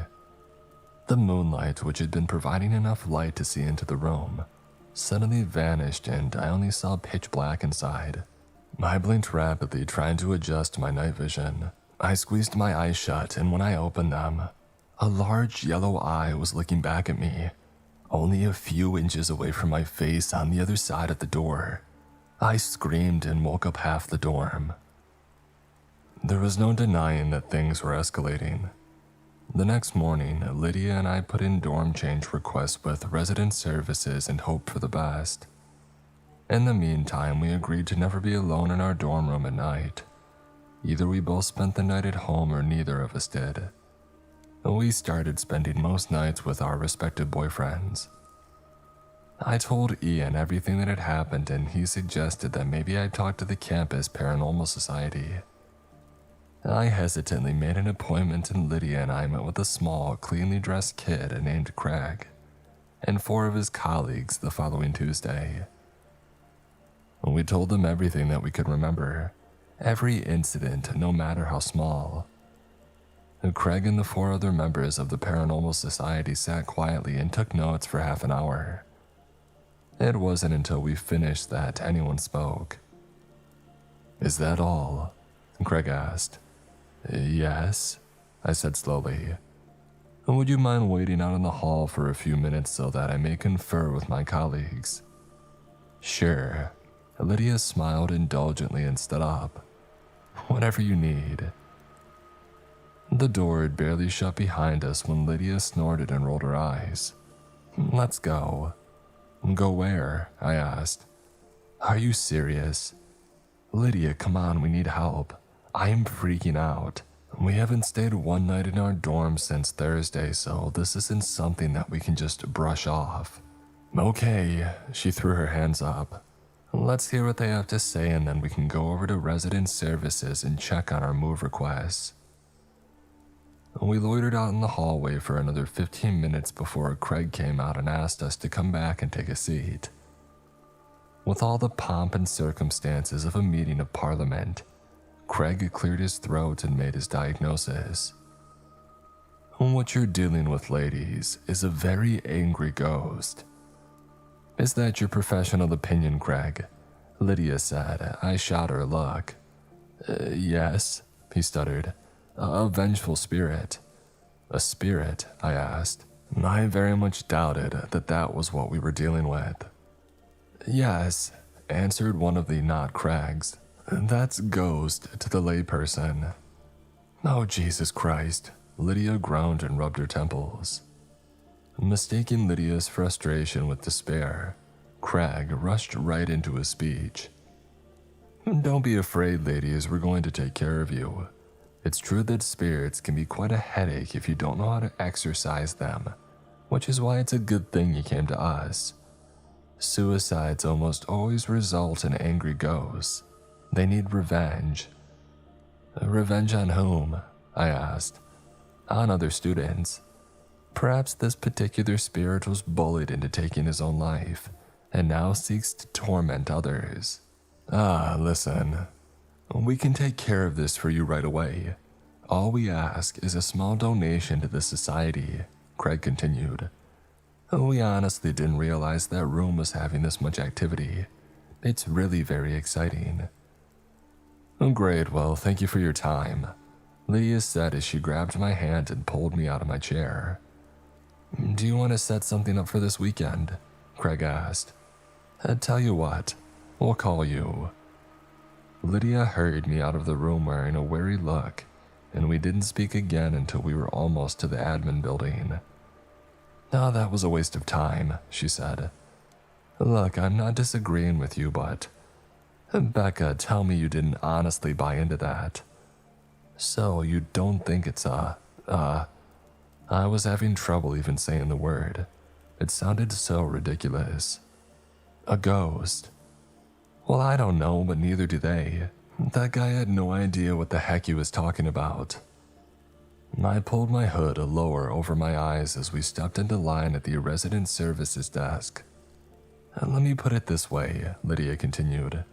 They're playing Ghostbusters and we're living The Exorcist. Fine, I sighed. Then what do you want to do? Just keep sleeping at Mike's and Ian's until we get reassigned. I just want this to end. Lydia crossed her arms and stared straight ahead. We all wanted this to end. Even if living next to that room wasn't scary, it sure was distracting. Alright, well, I mean, we're probably safe during the daylight hours, so as long as we don't spend the nights there, we should be okay. Our room is only ghost adjacent after all, and our new assignments will come through soon. I checked my watch. Crap, it's almost 2. Oh, really? I gotta go. Mike got accepted to Sigma Chi and he's getting initiated today. Oh, yeah, I forgot that he rushed. The girl at the desk waved us forward. I hadn't even realized that we had reached the front of the line. Hey, let me know what they say, Lydia said as she ran out of the door. The girl at the desk eyed me suspiciously as I approached. Hi, You're the girl trying to move out of 734 and Riley, aren't you? She had caught me off guard. Yeah, one of them. How'd you know? Oh, sorry I overheard you. I also saw your file across my desk a few days ago and I gotta ask, why are you looking to transfer rooms exactly? I was tired, I was beaten down. I didn't have the energy to think of a lie.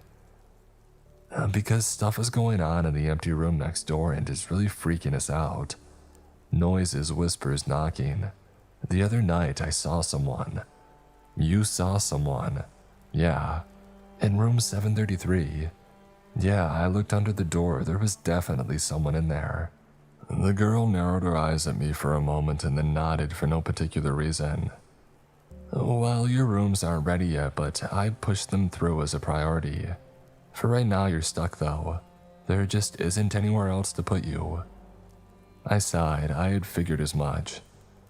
I'm Alice, she continued. And look, I've actually done a lot of research on the Riley suicides and I think that I can help you. Or at the very least, offer some insight.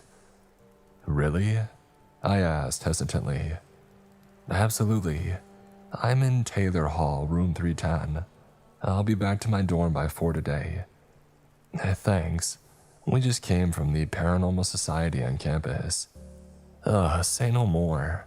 Alice rolled her eyes. Yeah, so I'll definitely see you at 4.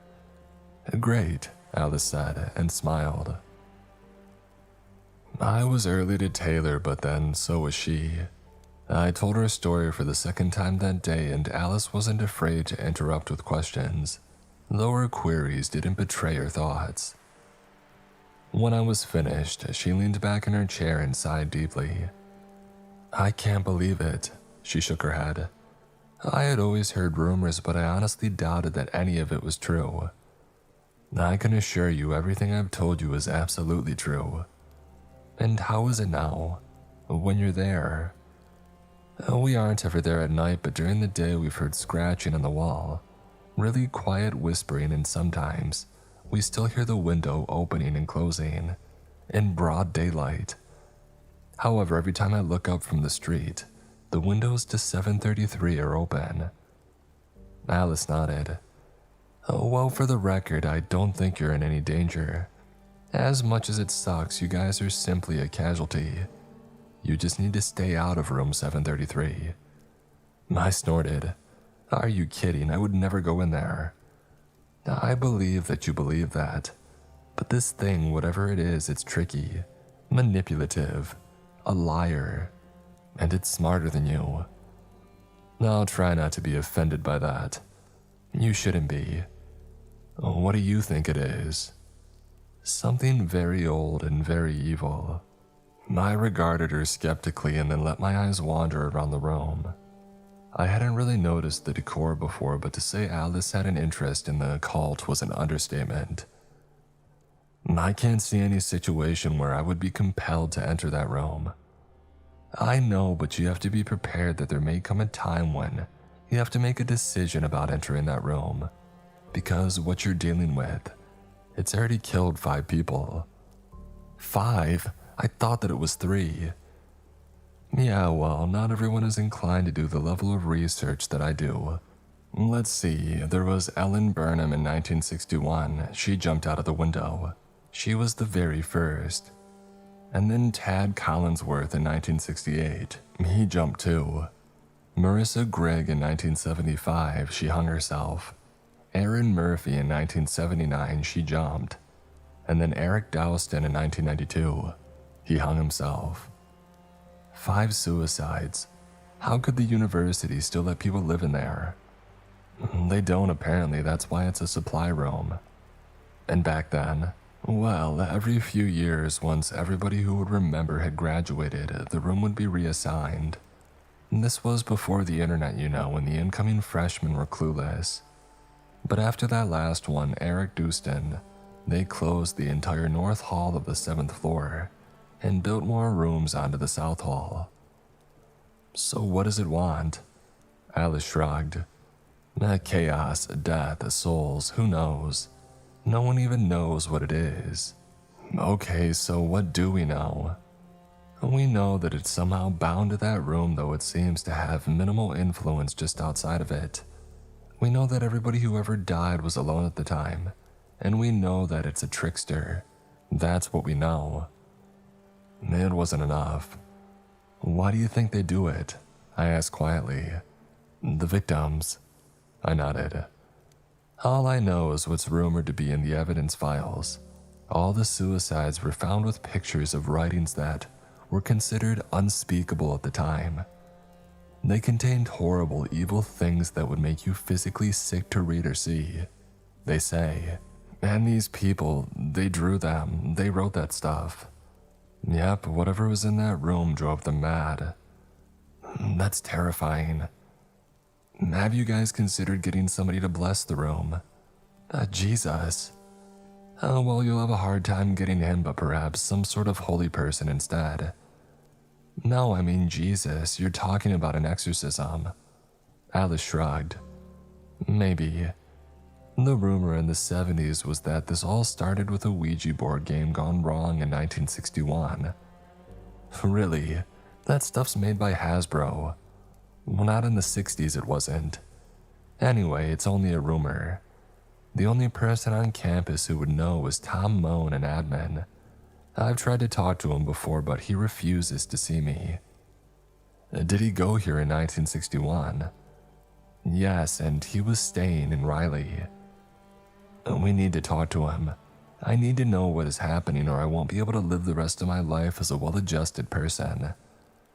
Well, I suppose we can try to chase him down on campus. Can we talk to him tomorrow? We can try. Mr. Moan wouldn't see us that day or the next. We tried to catch him on his lunch hour and then again while he was leaving work, but he got around us every time. It was soon clear that the old man was actively avoiding us. Lydia and I had seen little of each other since we had continued to sleep in other dorms. I went back to our room twice a day, once in the morning and once in the afternoon. Usually the other room was silent, but that didn't make me feel better. I could always sense something on the other side of the wall, somehow watching me. It felt like the calm before the storm. The Thursday before Halloween, I came back to the dorm to shower in the evening, much later than I usually did. I had seen Lydia that afternoon and she informed me that she had enough clothes stored at Mike's to last until graduation, so I knew that I would be there alone. I showered down the hall in the safety of the bathrooms and then walked back to my room to change. I was supposed to meet Ian in a half hour to head out to a party, and I wanted to get out of here as quickly as possible. Since the silence was unnerving me, I threw my iPod on the docking station and turned up AC/DC. I got dressed and then stood in front of the mirror to dry my hair. I flipped my head over and blow-dried upside down to try and give my hair some volume. When I flipped my head back up and shut off the blow-dryer, I immediately noticed the silence in the room. But that wasn't all that I noticed. I wasn't in my dorm anymore. Behind me was reflected the dusty bed frames and large open windows of room 733. I spun around in a panic to find that I was actually standing in my own room. I looked back at the mirror to see that 733 still reflected there. A slight movement behind me was all it took to make me run. I grabbed my purse and phone and I fled from my room, slamming the door behind me. On the elevator ride down, I called Alice. "I can't do it anymore," I said when she picked up. "I can't go back in that room again. I can't ever go back." "What happened?" I told her. "Jesus, what do you want to do?" she asked. "I need to talk to someone who knows what's going on. Is Tom Moen the only person we know was here in 1961? Well, the only one that I know of. Maybe we can get him on his way in tomorrow morning. We'll just corner him and refuse to move until he tells us something. He comes in at 6:30 according to the schedule that I have. Do you want to meet me outside the Starbucks in the atrium?" "Yeah, I do. I have a class at 7:30, but I'll blow it off." "Okay, I'll see you then." I wasn't usually much for parties, but I was glad that I was going to one that night. As soon as we got there, I asked Ian to get me a drink. Since I wasn't usually much of a drinker, he gave me a raised eyebrow. I gave him a brief synopsis of what had happened earlier, hoping that he wouldn't think that I was crazy. Ian made me a scotch and coke, and it was the first of many. Around midnight, I went to have a cigarette and I checked my phone. I had a voicemail from Lydia left at 11:04 p.m. "Hey, Becca, listen, I just had a huge fight with Mike. Well, I guess his frat decided that for Halloween, this year all the new brothers had to spend the night in the suicide room, in our dorm. I just can't take it. He knows what's been going on with us and he still agreed to do this. He's now trying to convince me that Sigma Chi is behind all this stuff going on in room 733, because they've been trying to drum up buzz for their Halloween deal. I can't." I hit end and threw my phone in my bag. No wonder Lydia was pissed. This was not good at all. I found Ian inside and asked him to take me home.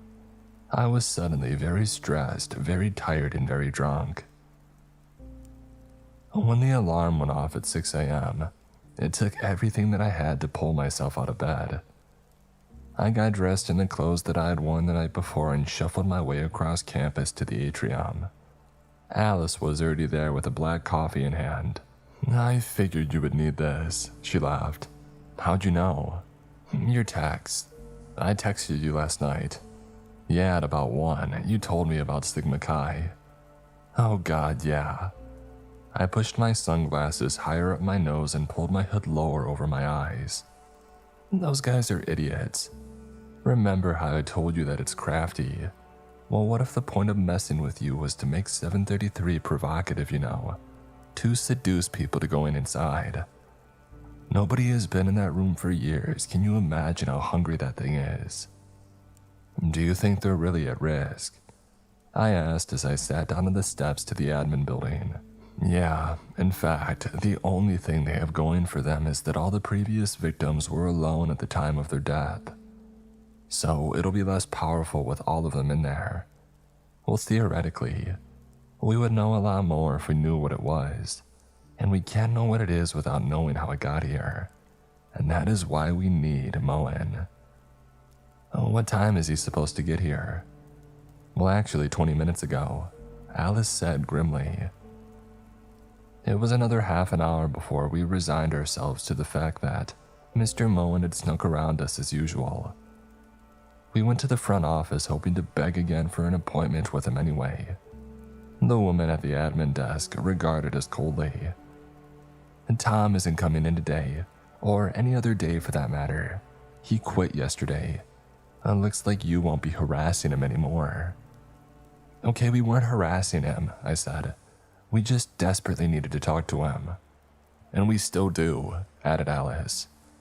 Well, you won't get any of his personal information from me, she said snidely and walked away. Well, what do we do now? I asked Alice. Without Tom Moen, there's nothing left to do. Alice, I can't go back into that room. Well, then I guess it's good your transfers came through. They did? Yep. I got the notice when I checked my work email this morning. You're going to Morton and Lydia is going to Tinsley. Oh, thank God. Yeah, I thought you'd be happy about that. I also convinced my boss not to assign anybody else to room 734. Thank God again. The only thing is you won't be able to move until Monday. I can last through the weekend, especially now that the end is in sight. I'll have to tell Lydia. I opened my phone to pull up Lydia's number, but my attention was caught by the red 1 badge over the voicemail logo. I hit play and it was the rest of the message from last night. Can't even look at its dumb face anymore, so I'm going to head home. Don't worry about me, I'll be okay. I'm drunk enough to sleep through any BS from next door. I'm just so pissed off right now. I would honestly rather deal with dumb Beth than Michael. My parents must be siblings because I'm that stupid, Benson. Let's hang out tomorrow. Love ya. The message ended. Oh no. Alice gave me a questioning look. Lydia spent the night in our dorm. Alice cringed. She's safe though, right? As long as she doesn't go into 733. No, she won't. I thought of the always open large windows of the corner room. If nothing else, the mere thought of those would keep Lydia the heck out of that room. Well, good. Since we have nothing else to do you want to go look for theology books in the library? It's pretty much the only thing open right now. Sure, I shrugged. I didn't have another class until 10. The little old lady who sat behind the library's checkout desk must have been 1,000 years old. Mrs. Stapley's eyes were small and watery and her skin looked like it was melting off of her skull. Still, she was nice and knowledgeable and she sent us in the right direction for the books on demonology, though she gave us a curious look as she did. There wasn't much. We read everything we could, but it either wasn't relevant or wasn't in English. We returned to her desk 30 minutes later. Do you have anything on the occult? The occult, her voice trailed off. Yes, I do. Over there to the left of the reference section. Okay, thanks. Sorry, I'm too hungover to use the Dewey Decimal System, I said. I don't think she likes the look of us, Alice whispered as we walked away. Our look or our subject matter? Probably neither. Within the hour, we were back up at her desk, having struck out again. We could tell that she was getting annoyed as her eyes narrowed suspiciously at us as we approached. Sorry, do you know where we could find something on seances or Ouija boards or... Now listen, girls. Miss Stapley stood up from her desk and looked over her glasses at us. I really hope that this is for class. It is, I said. It's not. Alice answered simultaneously. It's personal research. Oh, research? What kind of research? Look, we're not going to mess with a Ouija board or anything, I said. Good. Miss Stapley smoothed her pleated pants and sat back down. Because I can't have that sort of thing going on here again. Again? Alice latched on. The older woman suddenly looked very uncomfortable and started fidgeting with a stack of books on her desk. We may have something on seances and... Miss Stapley, we're researching what happened in Riley in 1961. Alice interrupted. And also what's been happening there ever since. Well, it's no secret, is it? A student committed suicide in that room. Dreadful, but not unheard of on a university campus. 5 students, I corrected her. But you know that, right? Alice was suddenly talking very fast. Because you sound like you're well versed in this story. Please, tell us how this started and how we might be able to end it. End it? Miss Stapley's voice became quieter but more concentrated. Don't be so arrogant, young lady. You can't end it. And people have always died in that room and they always will. There is no end to it, so you would best stay far away from it. But maybe if we knew how this all started. It started just how you think it did, but everybody that was involved is either very old or very dead by now. Just stay away from that room and concentrate on your studies. I leaned over her desk. Well, I would love to, but they assigned my friend and me to the room next door. Maybe you can forget about all the suicides, but we can't. It won't let us. Oh, young lady, I never forget. Miss Stapley's voice was even quieter now. My friend Ellen was the very first to be killed in that room. She was my very best friend, and not a night goes by that I don't imagine her wiggling out of that tiny window, standing upon the cold ledge in her bare feet, and jumping off the 7th floor of that building. Alice sighed. I'm really sorry, I didn't know. Well, these are old wounds, my dear. Now, girls, I suggest you request a room reassignment immediately. Nobody should be living on the 7th floor of that building, and that's all that I'm going to tell you about it. Alice sighed but resigned herself to a nod. We wouldn't learn anything more here, but still it was quite a breakthrough. At least we had some information now. Alice walked away and I made to follow her, but my feet wouldn't move.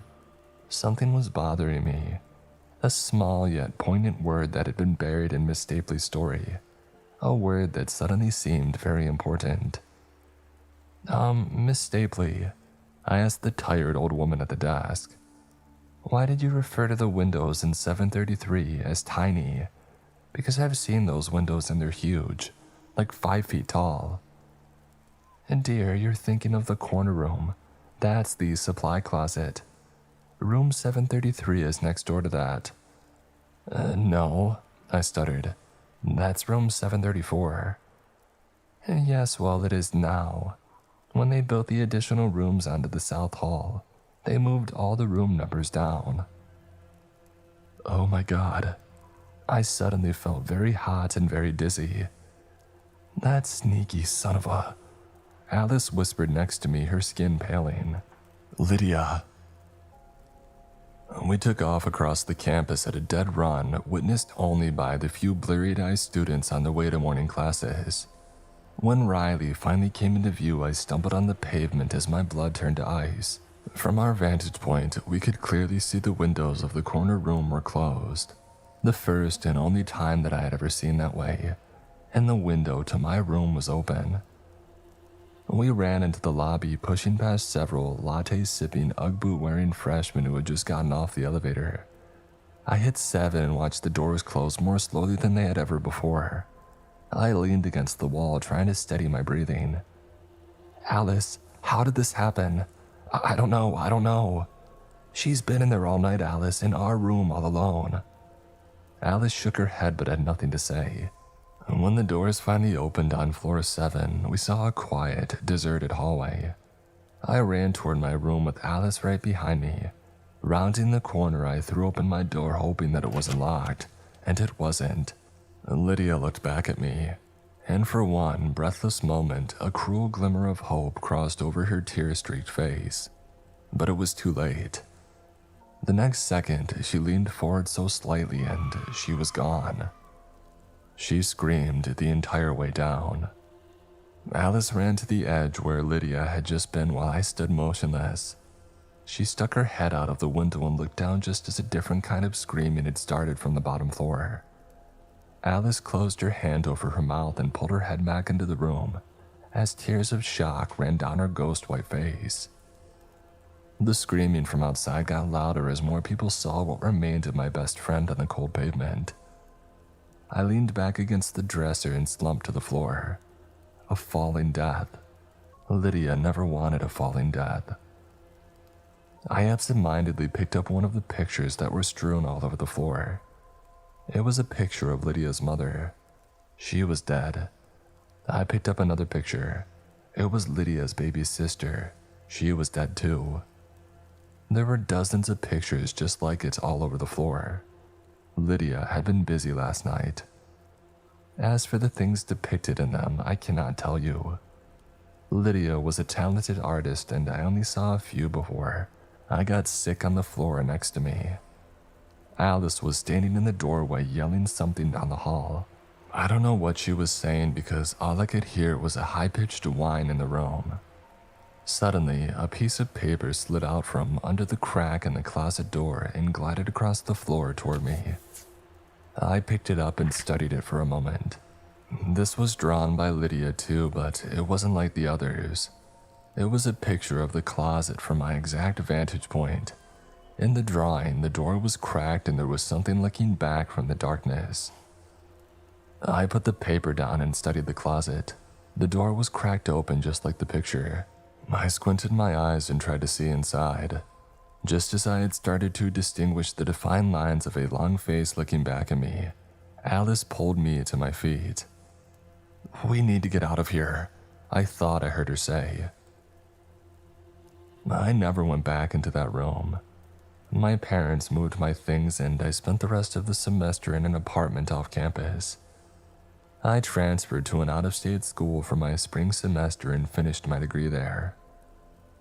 Every night I dream of Lydia pulling herself through that tiny window, shimmying out onto the cold ledge, standing up and knowing that there's nothing between her body and the terrifying abyss in front of her. I watch her look down 7 stories to the black pavement below and realize, though not accept, her terrible fate. I see the blind horror cross her familiar features. I hear her wildly pounding heart, desperately trying to race through every beat of the life she should have lived, and knowing that it has only mere seconds. I watch her look back at me and I watch her fall. It's been 9 years since that night, and every fall semester for 9 years I've called resident services to see which dorms are open for new student assignments. Riley is always open. The 7th floor is closed. This year life and work got in the way and I called much later than usual. I was put on hold immediately. "Resident services," a man finally answered. "Were you the one asking about open rooms in Riley?" "Yeah, that's me." "We're entirely filled up and there's a waiting list for Riley. But as it happens, you actually have great timing.